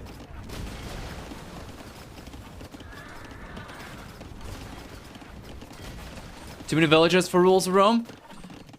A little bit, but this should give them a stronger economy that should allow for them to sustain military production for longer. Because Gamer Legion right now, if you take a look at resources, we have no stone over here. We do have a good amount of food, a good amount of gold, but I'm pretty sure by the minute this is gonna be going down faster than it's gonna be coming up, most likely.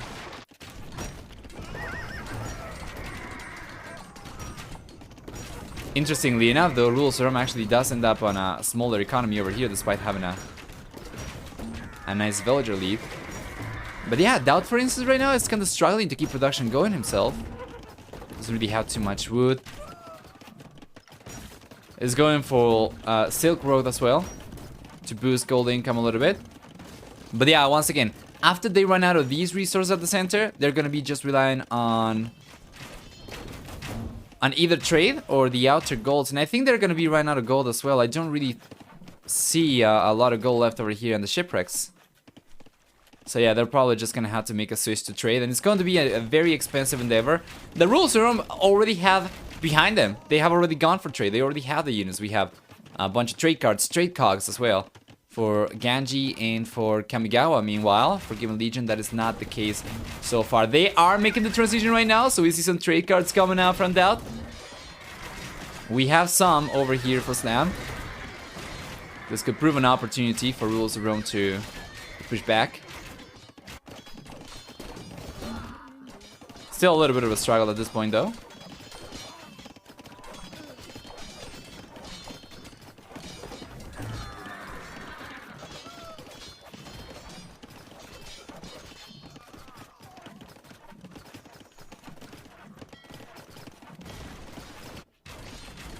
Left-hand side, still a lot of siege rounds. These have been super problematic. With Halberdier, it shouldn't be too much of an issue. But yeah, once again, he has not really had too much space to go for Halberdier too much. Now they're finally getting to good numbers, though. Yeah, 30 Halberdier outs, producing from 8 barracks, producing from onages from several siege workshops. And now this I like a lot better.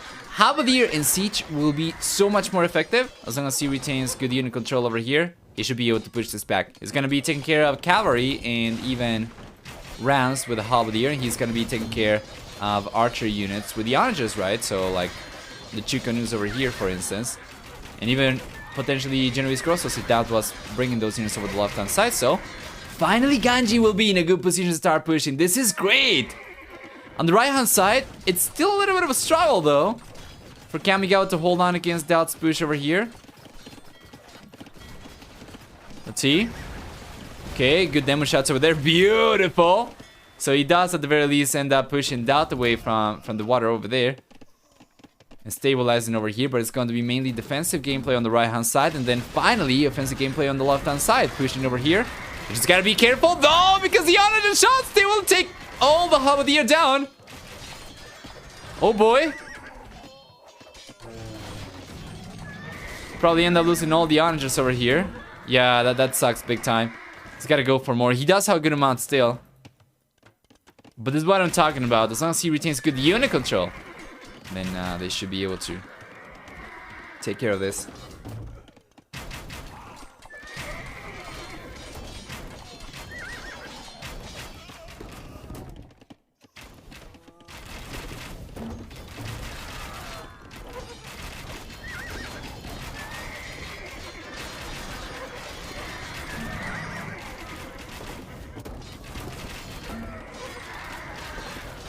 There we go.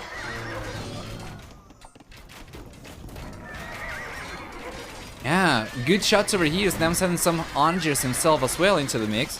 This is so interesting. That's a lot of siege coming forward from Ganji, but not a lot of Halberdier to defend us with, so not the best unit control. Once again, it's super important.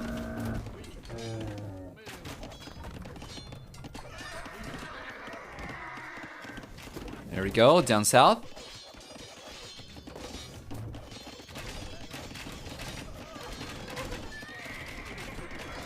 Looking pretty good.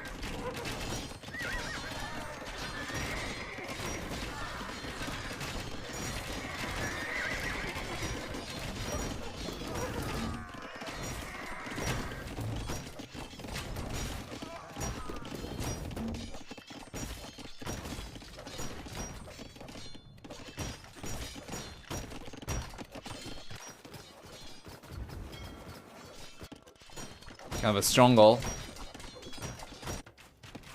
Currently. No one's able to really push that much. The right hand side though. We are gaining some ground. DauT's gaining some ground over here in Game of Legion. Might actually be able to push through Kamigawa's defenses. Kamigawa's got almost no units to defend himself with over here. We got a good amount of resources. Struggling for food a little bit. Going for some extra villagers. Yeah, not really going for too many units. Only now a few extra Tarkans coming out. Game of Legion, I can't believe it, but they're actually looking so strong. So interesting currently.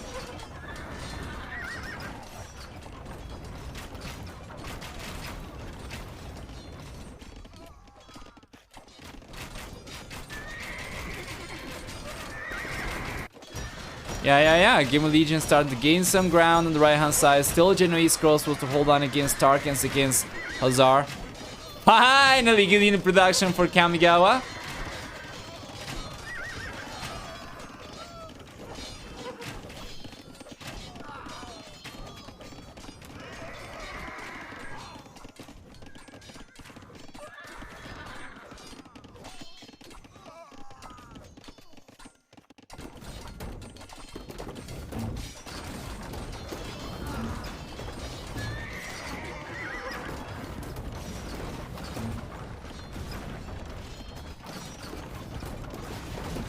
There we go. Good shots. Still though, Andres do end up getting taken down over here by Game of Legion's Navy. So interesting. Right now population is actually higher for Rules of Rome by quite a bit. And seems like DauT and Slam are starting to struggle to keep production going. Yet at the same time, we had incredible momentum over here for Game of Legion on the right hand side. Only now Rules of Rome starting to recover from. And then on the left hand side, it's been impossible for Rules of Rome to get past the crossing over here because of all the Navy. So it's so curious.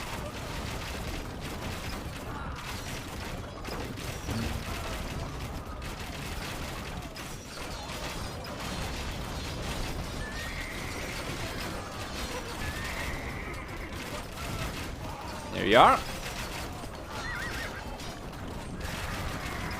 Beautiful.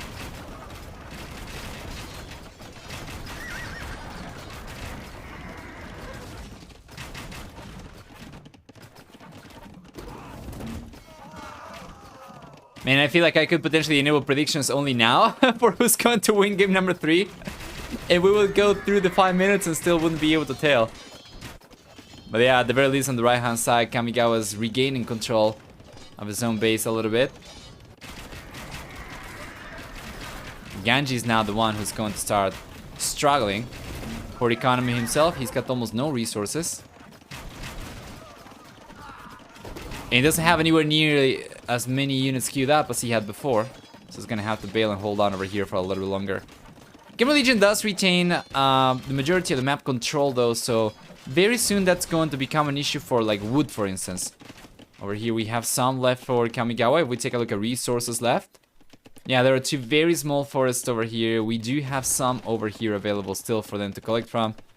But then this is going to be kind of risky, of course, because of the shoreline, because of this being kind of closer to the center, and that's going to be the case also over here. Meanwhile, for Game of Legion, they do have plenty of extra wood available over here. Still, plus all the wood that they have at the center, because of the center control.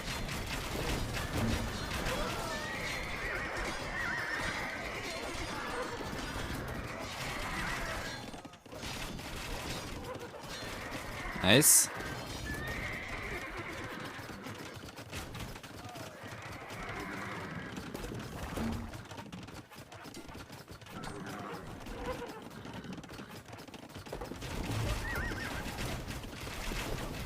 There you are.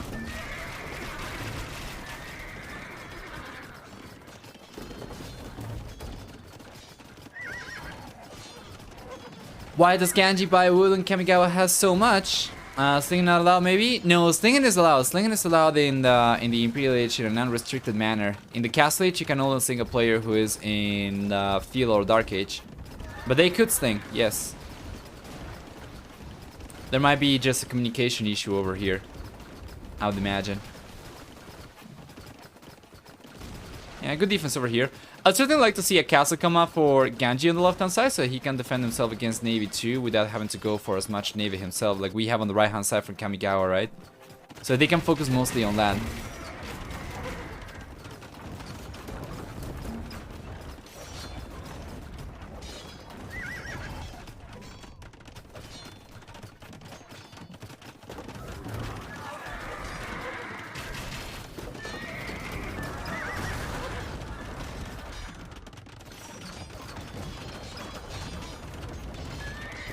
Here we go.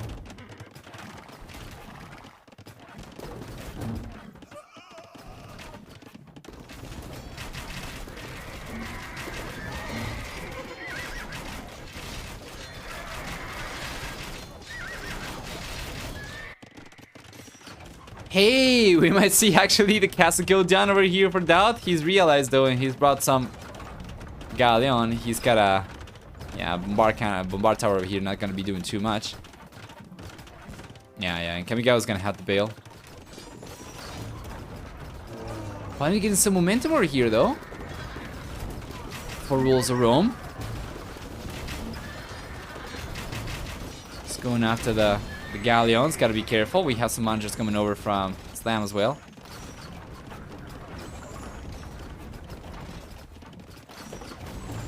I've been keeping an eye on the chat, by the way, and yeah, I'm pretty happy that we were able to keep it civil.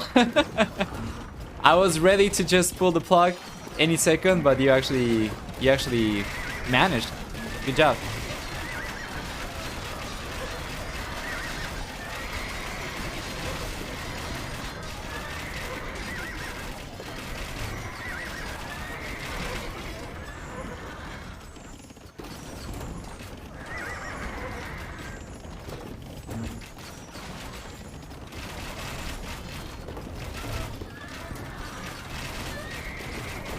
Nice. Oh man, that is not good. Every time, that's just been super good at baiting these onagers into attacking Ganji's own units as well. Stability on the internet, absurd. I know, right? Yellow managed. This is the one corner of the internet where you can actually have a civilized talk like that. Beautiful.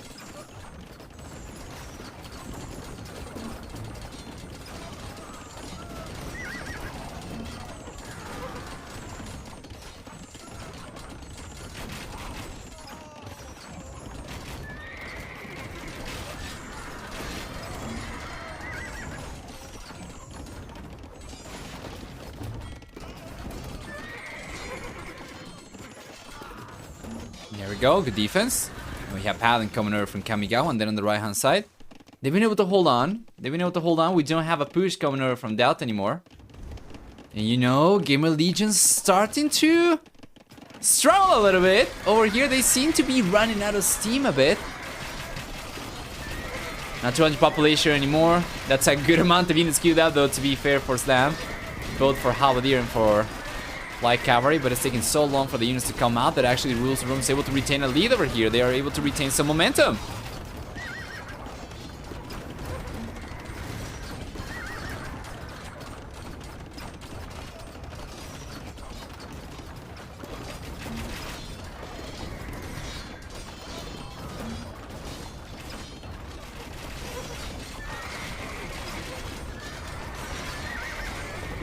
If you must mention that, Flower and Dancer, you don't need to change a single character on that individual's name for it to already mean something in Spanish. Everyone always makes fun of that.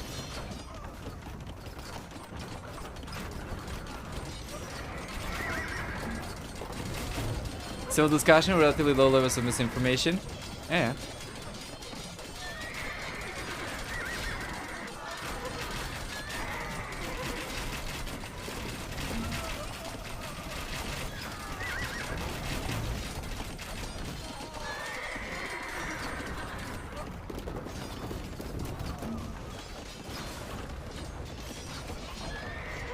Man, that's a lot of bonders though. I don't see really too many defensive units over here for Ganji to defend against trebuchets.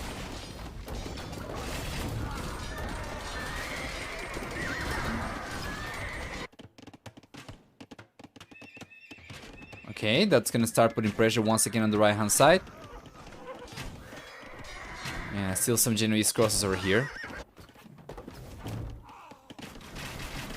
Yeah, this is good. This is good. While Rules of Rome, they have been gaining ground. You can see Game Legion starting to fall apart at the seams over here. That's going to give Ganji, for instance, a lot of extra wood control over here on the left-hand side.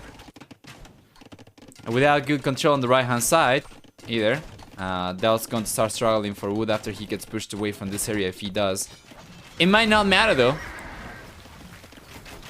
So the push coming over from Rules of Rome on the left-hand side, and still Slam struggling to get back to 200 population. It's going to be pretty rough.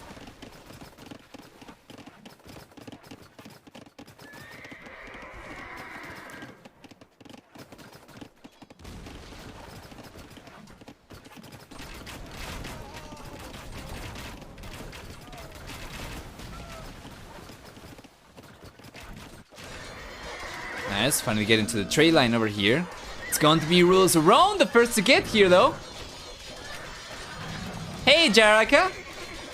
How's it going? I am your countryman. Sounds great! Where are you? Which part of the country, of course? I'm doing alright. Hope you're doing alright as well. Hope you're enjoying the damn cold days we are having these days. Well, I guess it depends on where you are, but still. Yeah, it's cold, it's cold. Yesterday it got down to 3 degrees, which for us is so low.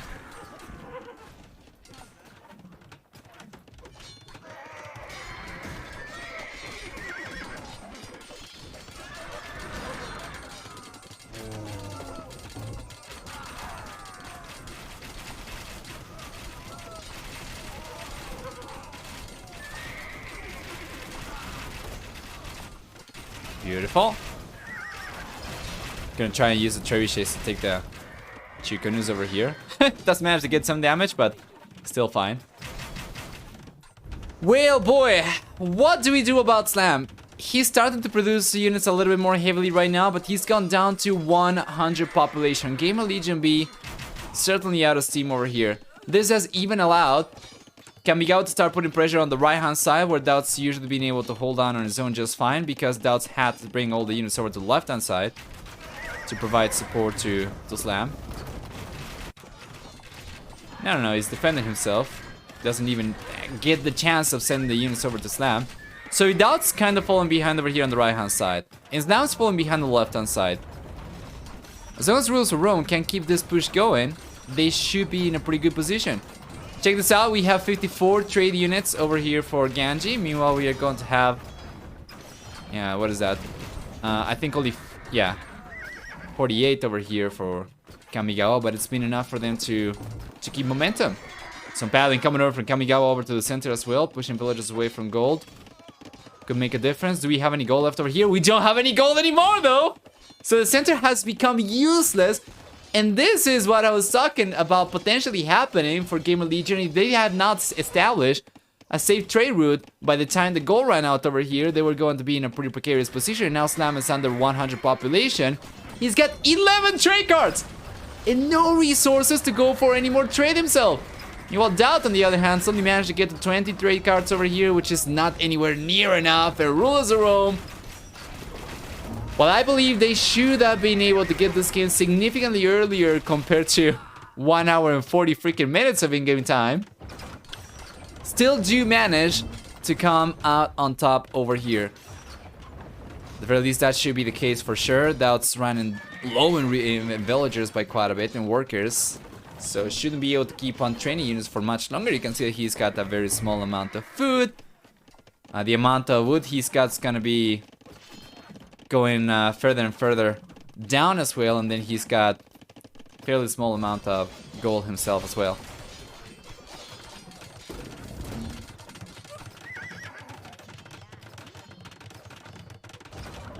Nice.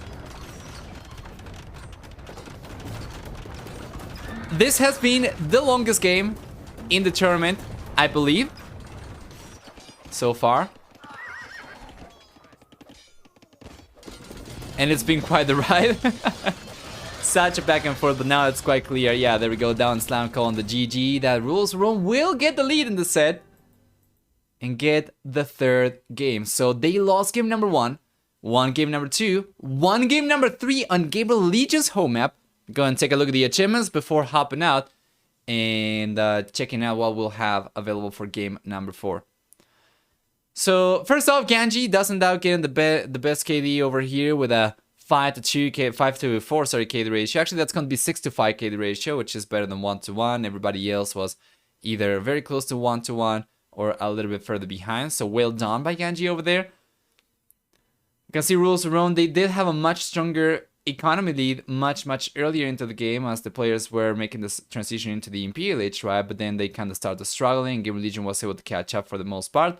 Until the very end, where we saw Rules of Rome once again start to get a worker lead one more time. So, it's taken an hour for this game to be over. We're gonna go back and see what we get for game number 4. But Rules of Rome over here getting the lead in the series already puts them in a pretty nice position where they only need one more win from both remaining games to get the set. That's going to be huge. Game of Legion B, well, kind of struggling right now, so let's go back.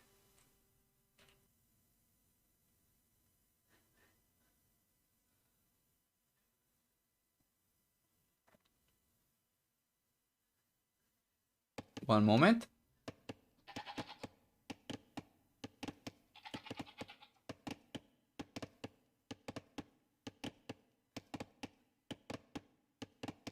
Okay, there we go. Predictions are on. And welcome everyone to game number 4 then. Gabriel Legion will be playing this time around towards the southeast of the map. Meanwhile, we're gonna have Rules of Rome playing towards the northwest, sorry. Beautiful. And for civilizations, Slam's playing with Franks, DauT's playing with Bengali, so they will utilize the new civilizations. Kamigawa's got Hindustanis himself, and Ganji's got Britons. So for DauT civilization, starting with Bengalis over here, they will begin with, they actually will get 2 extra villagers spawning out of each TC upon reaching a new age. Bengalis will also have elephants that take 25% less bonus damage and they are resistant to conversions, which is pretty interesting to see. Besides that, Bengalis will also regenerate 15 HP per minute on ships, which is not particularly relevant over here. And I think it is Bengalis who get 10% food from trade, right? Let me check real quick. Yes, trade units yield 10% food in addition to gold. So it's a pretty interesting one, of course, one of the newest civilizations. Meanwhile, taking a look at Slam's civilization instead, playing with Franks means that he's going to get 20% extra HP on cover units starting in the Fuel Age onwards. We'll also have for Franks 25% cheaper castles, 15% longer lasting 15% faster working foragers as well for the team bonus. They get also 2 extra line of sight on knights, and before I forget, they also get farm upgrades for free. Ganji playing with Britons over here will get instead 1 and 2 extra range of foot archer units in the castle and Imperial Ages, except for skirmishers, as well as a 50% wood discount on TC starting in the Castle Age. We'll find that Ganji's civilization also will provide him with 25% faster working shepherds, and then for the team bonus, archer rangers will work 20% faster. Meanwhile, up north, Kamigawa playing with Hindustanis instead will get 10, 15, 20, and 25% cheaper villagers in the Darkfield Castle and Imperial Ages, as well as 25% faster attacking camel line units. On top of that, Hindustanis will also get +1/+1 armor on gunpowder units. And while they do no longer get any extra pierced armor on camel units for free, now they will get access to play Barded armor once again. So it's a completely different civilization. Well, in a sense, right? Like, one of the bonuses has stayed the same. I guess the team bonus also stays fundamentally the same, but it's been changed in value. So now the bonus damage that they get on camel units is going to be only +2 versus buildings as opposed to +4, and it's also going to be affecting light cavalry. But it's changed quite a bit. It does not have fully upgraded cavalry archers anymore, for instance. Right? Does not get access to elephant archers anymore, for instance. And it's going to be very interesting to see how he's able to utilize this. Hindustanis can be one of the strongest civilizations for team games. So they are still going to retain the discount on villages, of course, and we'll see what we get. On this map, because of the double TC star, most likely or not, we're going to see everyone just try to fast castle. Given the difference between going out to the field as fast as you could versus fast castling is going to be fairly small, it's usually not worth it trying to pursue a feudal play. In any case, village should be on the way now, and Ganji is going to be the first one to click up. Should be able to fast castle just fine, and he'll be adding crosses over here at the center, of course. And while everybody else is going for the walls already, Ganji's gonna take a little bit longer. Going for it a little bit later. Beautiful. And DauT's going for the walls on the right hand side as well. Everyone's just diverting to one villager to get the walls up, and it's great. It's amazing to see how quickly the meta evolves on maps like this, and players just figure out what to go for, and everyone starts doing the same. But yeah. Village is on the way now for Slam as well, interestingly enough. Fast castling for Franks over here means we're gonna get knights coming out for Game Legion faster than we're gonna see anything else from DauT, right? Meanwhile, for Rules of Rome, Ganji's gonna start pumping crossbows faster than we'll see cavalry come out for Kamigawa.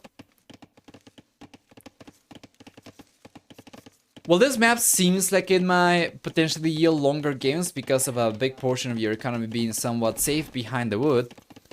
We have seen already that it can be actually pretty quick.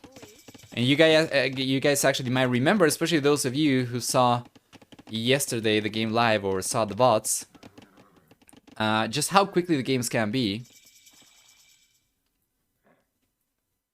Let's see.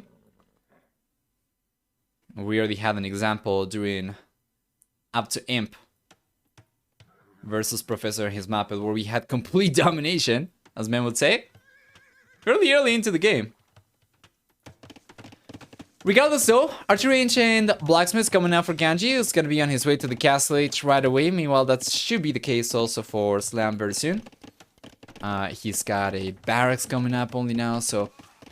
interesting. It's taking a little bit longer for him to go up himself, actually. This is not the best economy, though. This is not good. They should have been able to straight fast castle, and Slam's kind of struggling to get enough resources over here, so... what is the plan? That's also got into the field age, and he doesn't have the resource to fast castle. Seems like they kind of butcher the build a little bit.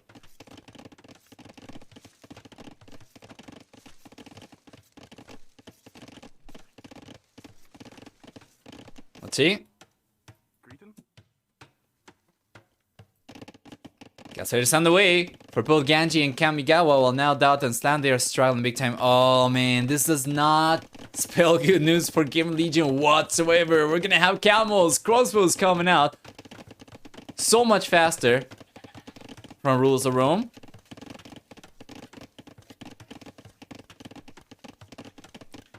Which are the strategies here? Full middle, full outrang, or a little bit of both? Usually full middle, and players are going to ignore the outside. The only moment you're going to see some action outside is after the players have chopped through, and the raids go to the back through the chopped area. Like if you get pushed back from the center, you're eventually going to have to fall back to the back, of course. But yeah, usually it's just going to be full center. We do have all the gold over here as well. All these extra resources available. So they will certainly have a very big incentive to try and control the center. Because this is cracked terrain though, buildings will not be lasting quite as much. Quite as long. They will not be quite as resilient. So I do like this. This feature for the map, so. Anyway. You have the archers coming forward from Ganji. No bulking arrow, no crossman upgrade just yet. Just scouting. Meanwhile, Kamigawa, he's got double stables over here, is going for bloodlines, and he'll start pumping scout. Actually, sorry, camels. There we go. as soon as possible.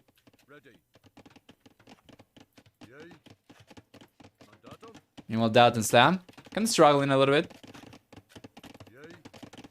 Only now going out to the castle age themselves.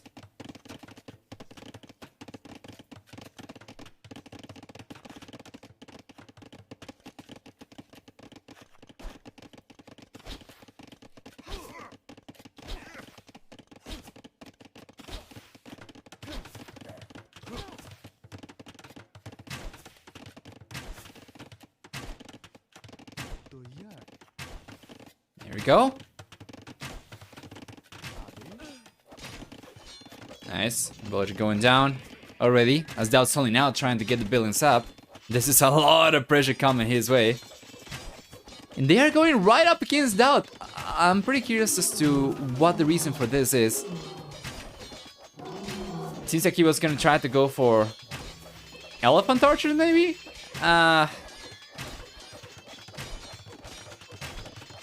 Castle's coming out now for DauT. It's been collecting some stone, but I don't know, man. This is a lot of pressure coming out. Kamigawa, these camels will get 2 bonus damage against buildings, so they should be able to break through very soon. This castle's going to provide some protection, but not everywhere. Yeah, Kamigawa's already going for the 30C. 30C on the way for Ganji over here. So far, Rules of Rome looking so much stronger. They have over 5 times the military count compared to Gamer Legion. And yeah, we'll see some Rathas coming out. At the very least, DauT's going to have a very strong unit to work with, but it's going to take some time for him to actually get production going from a single castle, of course.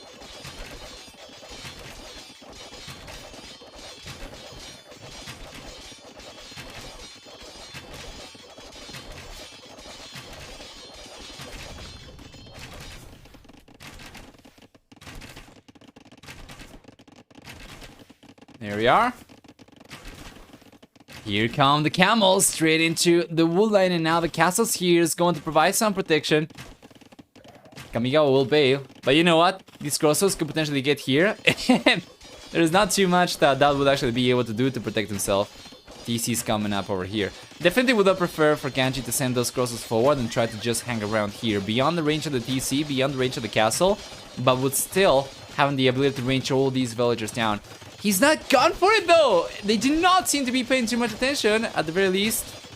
Right now, we have extra crossbows coming over from Ganji, and Slams brings some knights over, but with the amount of camels we have over here for Kamigawa, it shouldn't be much of an issue for Rules of Rome at all.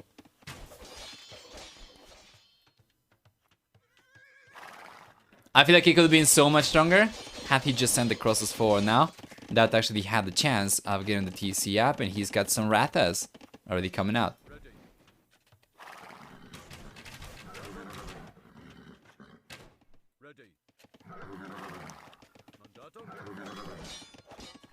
Right? Yeah, these camels getting to put some pressure here as DauT goes for the second castle. Now, I am not liking this. I feel like Rules of Rome already had the chance of preventing DauT from getting much done over here at all. But the fact that DauT was able to get the second TC, and now there is a castle coming up over here, the third TC rather, and there's a second castle coming up over here, actually puts Gamer Legion in a pretty decent spot. Rathas are extremely strong, guys. They are very, very cost effective. They'll take on crossbows, worth the same amount of resources, or worth the same amount of gold. They'll take on camels, even. And because of their high mobility, and their ability to switch between ranged and melee as well, they can just kite camels forever. They take the camels down, they can go and take on the crossbows, potentially go forward in melee mode, and surround these units, and it's overall an incredible unit. So I think it's 100% possible for Gamer Legion to take this one. I want to say with the Rathas alone.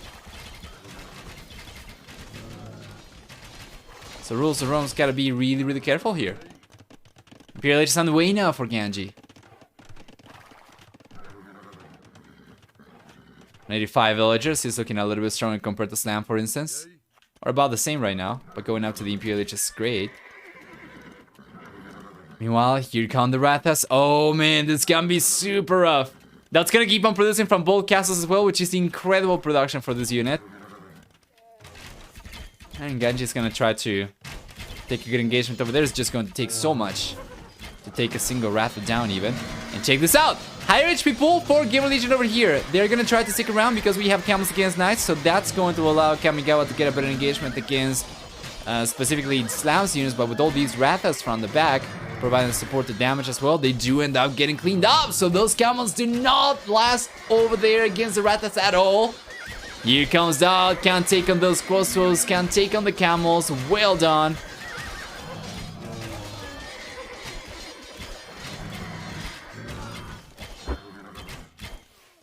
Beautiful.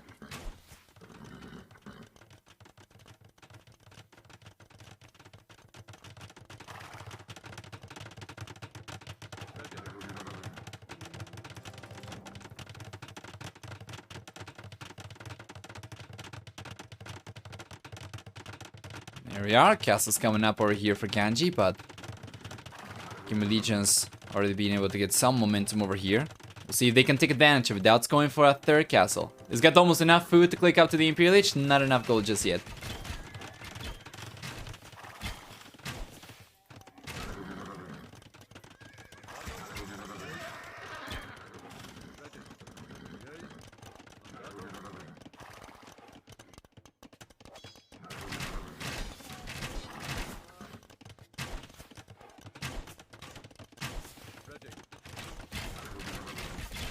There you are. Good pressure still for Gamer Legion, retaining the score lead currently. And as DauT goes out to the Imperial Age, Slam racks up enough resources to click up himself as well. He was missing one building, so he's trying to get a castle up over here, and after the castle comes up, he'll be off to the Imperial Age as well. That's going to leave Kamigawa as the only player who's not been able to click out to the Imperial Age just yet.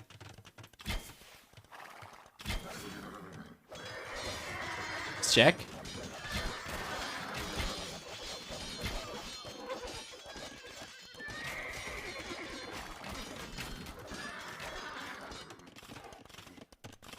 Beautiful. Yeah. Good control over here. Good defense for Gamer Legion so far. Kamigawa should be able to click up very soon though. He's got an incredible amount of food workers, so it didn't really take too much for him to get enough food. Just gonna have to use the market a little bit to get enough gold. And then he should be on his way to the Imperial Age. Missing the buildings though. He's gonna have to rush them. He's going for a castle, but it's gonna take so long.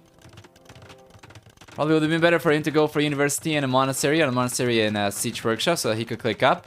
Now he's got the resource to go up, and he's gonna have to wait for so long for the castle to come up. It's delaying his Imperial Age time by quite a bit.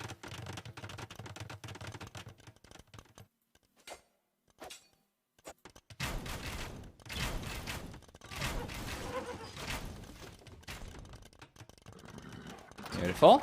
Trebuchet is already out for Ganji. He's got two castles over here to work with, but he's got no extra trebuchets coming out at all. The second trebuchet has already come out, but where is it?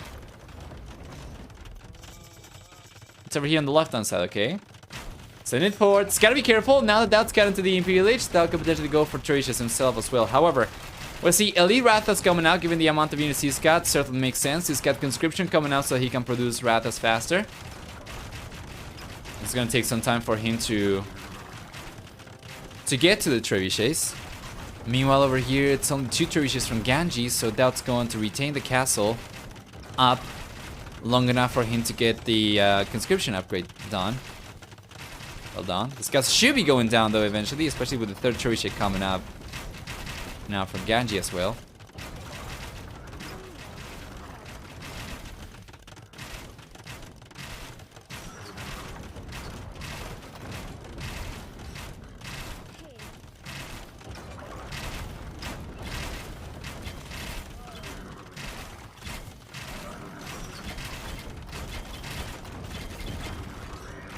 There we go. There we go.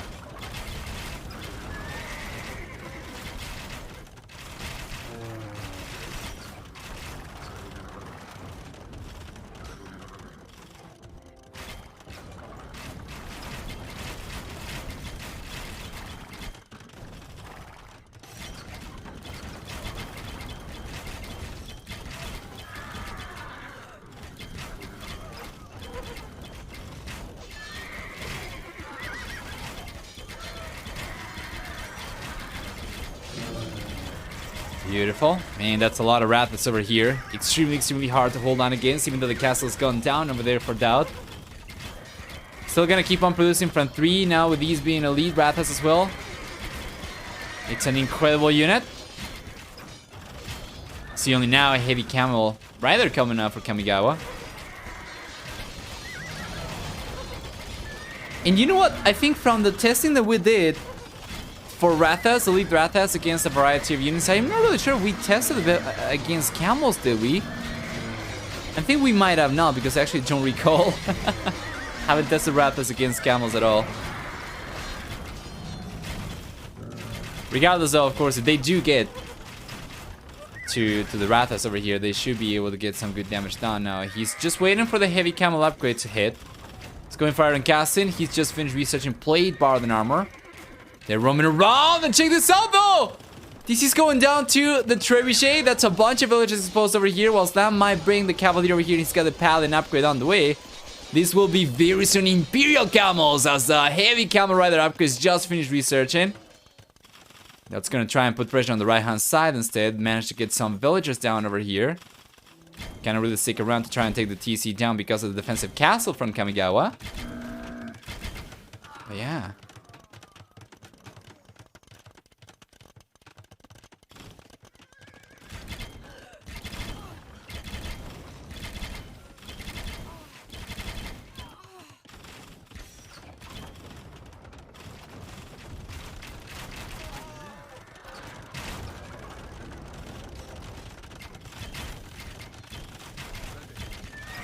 Let's check.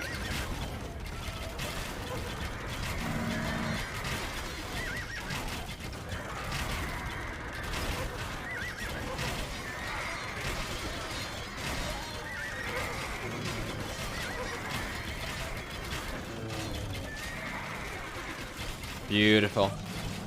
Now we have Imperial Camels over here. These are going to be so much harder to hold on against. The Rathas seem to be struggling quite a bit. And yeah, I don't think I recall having tested Rathas against Camels specifically. But they seem to be doing pretty well. The Camels, that is. Very good quick walls over here for Ganji. This is what I was talking about as well. Usually what we get is units just going straight through the back, through the chopped area. But he's able to quick wall this just in time, so that's pretty good. Kamigawa ideally is going to send some of the camels over here to try and defend this area as well and clean these units up. But yeah, for the time being it's not possible. They're just trying to keep momentum forward. We're gonna see a TC go down over here. We have trebuchets coming out here from Ganji as well, taking on the castle from DauT, and that's the thing. If they can take the castles, DauT cannot keep on going for Rathas anymore, and that's been the unit that's kept Gamer Legion going over here for the longest time. But there we go. On the left hand side we do have Imperial Camels coming over though and cleaning everything up. Let's go back 30 seconds because I want to see this.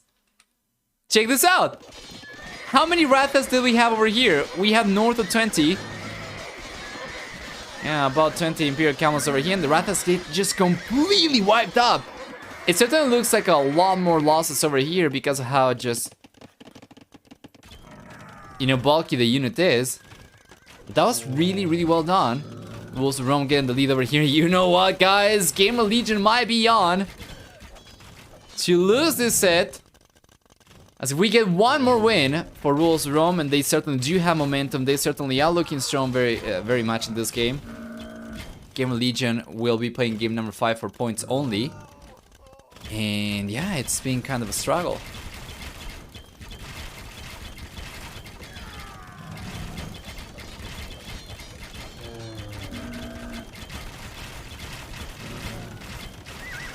There you go, a lot of Ratha still. Certainly interesting to see.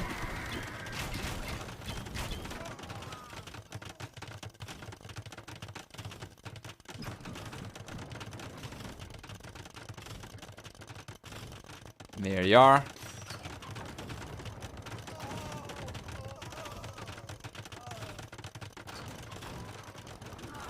You know, man, this would actually change things quite a bit. We're gonna take a look at the standings.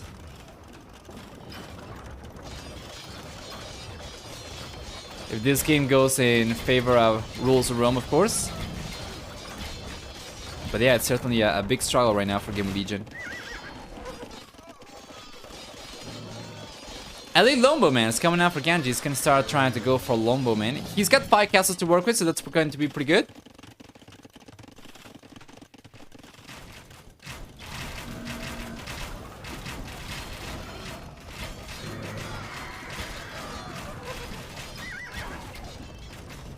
There we are. Keep on pushing back the Rathas. We have 4 castles left over here for DauT with full center control over here already for Rules of Rome. Game of Legion's going to struggle, of course, to keep on producing units. DauT should not getting pushed away from here. Those are the only gold miners he's got right now. You take a look at resources, and there is no gold elsewhere anymore. They have collected all the gold that was available outside. So yeah, if they get pushed away from the center over here, this should be Rules of Rome's game to lose.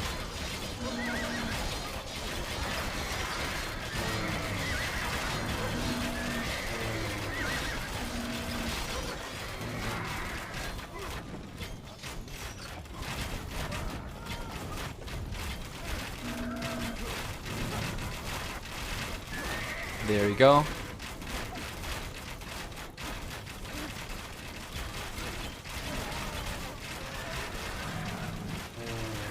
That's fantastic. Cherishes are coming over as well. I'm just gonna try to get the castles down. I'm really sure if he was trying to just go a little bit more forward over here with the trebuchet, so he will be able to target more than 1 castle at a time. Seems to be the case. He's targeting the farthest one over here with one of the trebuchets, although it seems like he might end up losing this one. Yeah, that was not the best. Definitely needs to be a little bit more systematic, more patient over here, and just try to go for 1 castle at a time.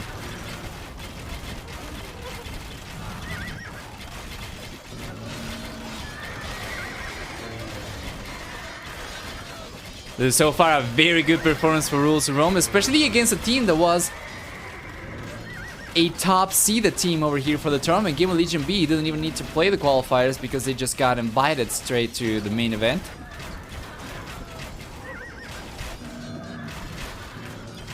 But it's a big struggle. And you know, if Rules of Rome doesn't end up taking this one, it certainly seems, everything seems to point out that they're actually taking this game. Yeah, let's go to put Game of Legion B in a pretty precarious position. I was just taking a look at the standings, and I'm going to show you, after the game is over, what this represents, of course, for the group.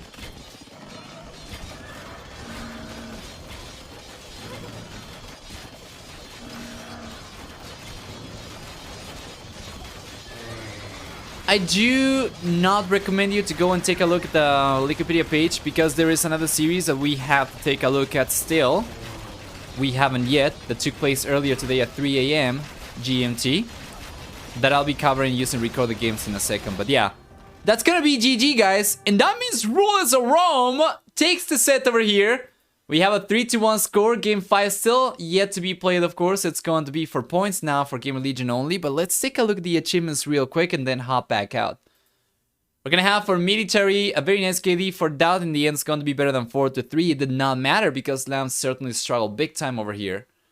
Meanwhile, Kamigawa and Ganji both on better than 1-to-1 KD ratios. On average, we're looking pretty good. We're gonna see for economy in the end, Game of Legion did manage to collect most of the resources in the game, but it did not matter because the KD was so good that it compensated. And now the worker count at the end of the game was looking a lot stronger for Rules of Rome. So from this point onwards, you can see economy was going to be a little bit of a struggle for Game of Legion. They were just going to keep on falling further behind. So yeah, let's go back. And there we go. Who wins game number 5? The predictions are on. Welcome everyone then to the final game of the set. We're going to see Game of Legion on the left-hand side. Slam playing the flank position over here and DauT playing the pocket position. Meanwhile, on the right-hand side, we have Ganji playing flank position and Kamigawa playing the pocket position. Now, we don't really have Berbers available over here. They were banned for the set, so we won't see any Veil War shenanigans this time around. Instead, it's going to be a little bit more of a inside-the-box kind of game. And it's pretty interesting because this is one of the maps that won the map contest we had for Terra Nova Duos. It was originally sent as a submission for the Oceania region, but we adapted it for Africa. And it's a pretty curious one. It kind of has a coast to mountains kind of layout, where you have the elevation on one side and then you have water on the other side.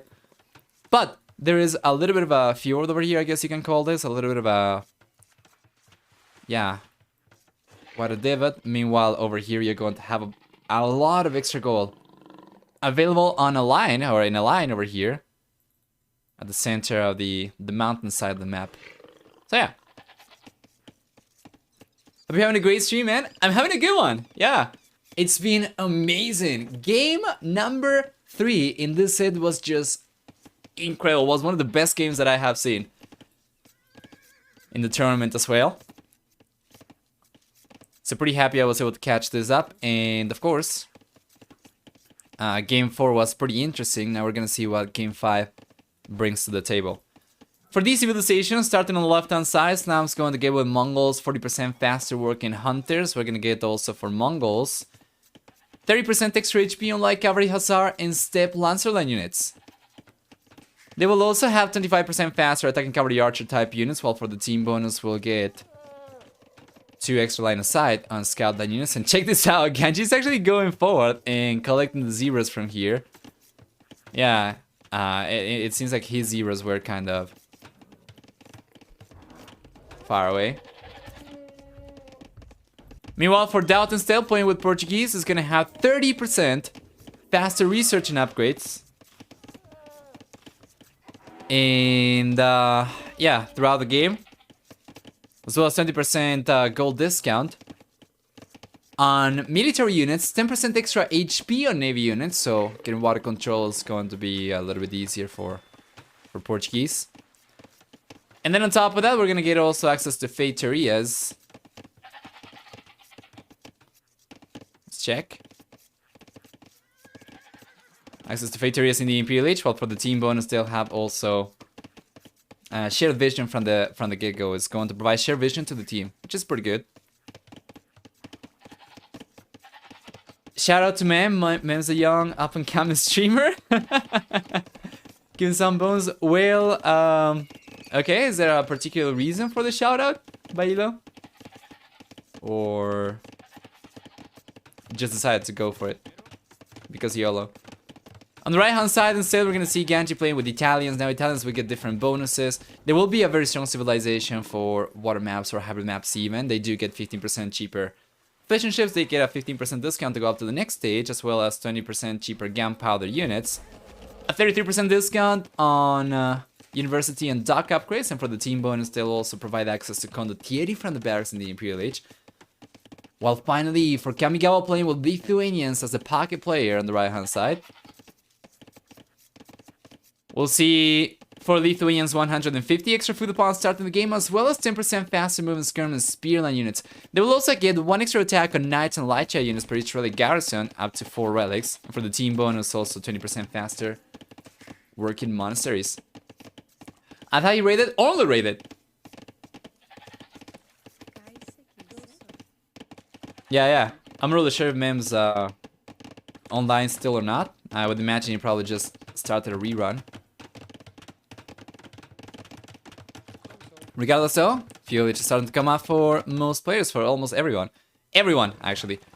And Slam's gonna be the first player to get to the FUH. Now, interestingly enough, one of the things about Mongols, especially in situations like this, on maps like this, is that because you get faster food income from hunting, you're usually able to start contesting water a little bit earlier because you can go up to the FUH faster. But Slam's not going for it at all. Instead, he's sending militias forward, and he'll just try to focus on full land, which is going to leave DauT left to his own devices on water and could potentially put him in an interesting position for sure. We'll see.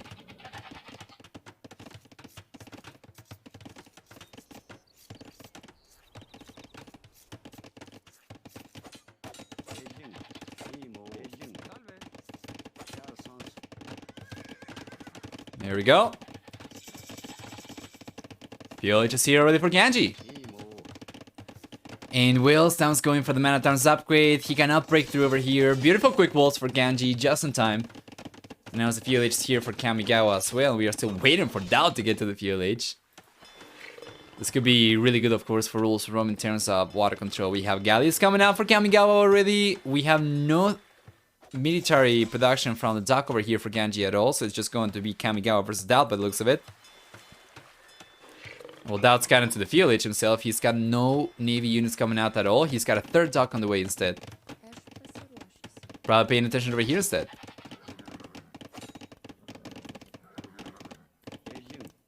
Can they get a villager? Well, maybe. Some of these are actually kind of weak.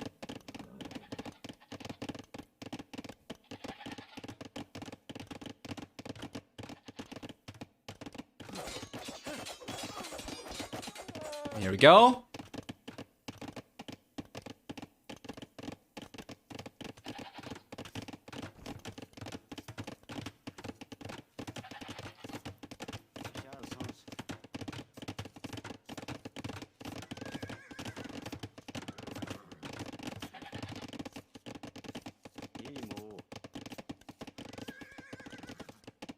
Beautiful. The Minotaurs are roaming around. Cannot find an opening over here at all, so it's not too good. Meanwhile, on water, Kamigawa is finally starting to send these galleys forward, and DauT. He's managed to get some galleys out himself. So Kamigawa's not really gone. No, he's not going for it. He's got 3 docks over here, but he's just going to be playing defensive, interestingly enough. Yeah, now we have archers coming over from Sam. Well, this is pretty curious. Ganji, because he's gone for water earlier, not for water control, but for water economy, should technically be in a better position compared to Slam. At the same time, though, it's not necessarily the case, because DauT's been able to get some extra units out himself, compared to Kamigawa, for instance, who's been struggling without a TC time, for instance. The worker count's about the same right now for the teams. Hey Nova, what happened to Terranova's duos page on Wikipedia? Tables are very confusing and can't figure out who is where until hover the mouse over each and every Age of Empires placeholder icon. You can go to the group stage tab, so it's got its own section. Nice picks over here though. 2 villages going down already. Plus the Minotaurs over here providing fantastic protection on those archers against skirmishers. They will end up taking these units down or pushing them away and allowing Slam to keep on roaming around with these archers for the most part uncontested and taking more villages down as well. So yeah, I noticed the Wikipedia changes myself. I'm not behind it. I liked it the way it was, but it's fine. Now you have a summary table and then you can just click on the group stage tab and it's going to take you there to see more detailed information as to which sets are missing.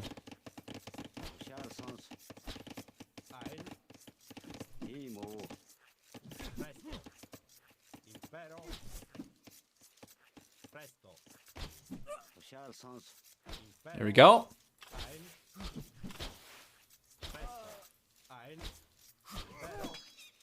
Yeah, archers do end up getting cleaned up though. It's because it didn't fit on one page. Oh, is that the case? Hello, nobody. Are you involved in the Wikipedia page? I never really know who is who is working on the Wikipedia pages. I think Huevo Coyote's got editor privileges, but I'm not really sure about other people. I think Nerfox might be there too. Marcy Colombia might be there too. I'm really sure who else is there. If you are, thank you so much, man. I always think that people involved in maintaining the Wikipedia pages are just doing God's work. It's so good. I'm working on the pages? You are! Hey!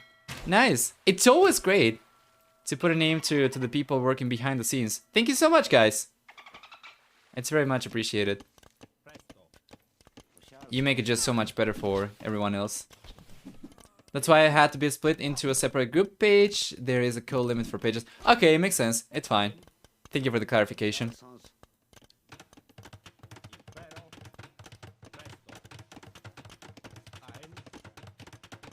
I guess maybe that's why the spectator dashboard stopped working for the tournament.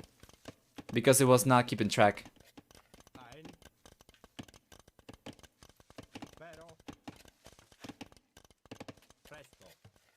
Yeah, absolutely. People working on Wikipedia are just improving it so much for everyone.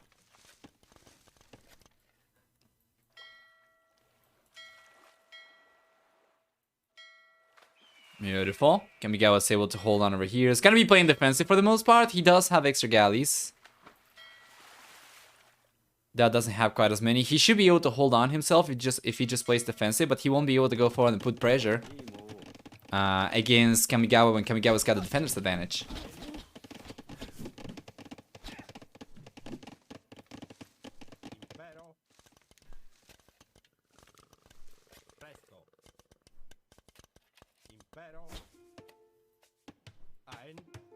There we go. Wow. That's going to be GG right there from Rules Around. This is really interesting. It's fairly uneventful. They were behind a little bit. They were pushed around for sure. We had a tower coming up over here and DauT and Slam rather kept on moving forward. But I think Ganji might have been able to hold on over here, especially with the tower coming up. I think they should have been able to keep on going. Still though, it's fine. Gamer Legion will end up taking game number 5 and collecting another point over here in the set. Meanwhile, Rules Around, they do come out on top though with the final score of 3-2 over here. And we're gonna take a look at the standings for the group to see what it's looking like. But let's take a look at the achievements real quick first. Starting for military, very nice KD for Slam, very nice KD for DauT. Kamigawa and Ganji certainly struggled this game. Well, for economy, we're gonna see a stronger economy for Gamer Legion as well. And I think Rules Around could have kept on going. There was certainly a trend over here, an upward trend for Gamer Legion B and a downward trend over here for Rules Around. Well, for society, of course. Yeah. A higher worker count in the end for Gamer Legion means that they should have been able to keep the eco lead. Well done. Let's go back.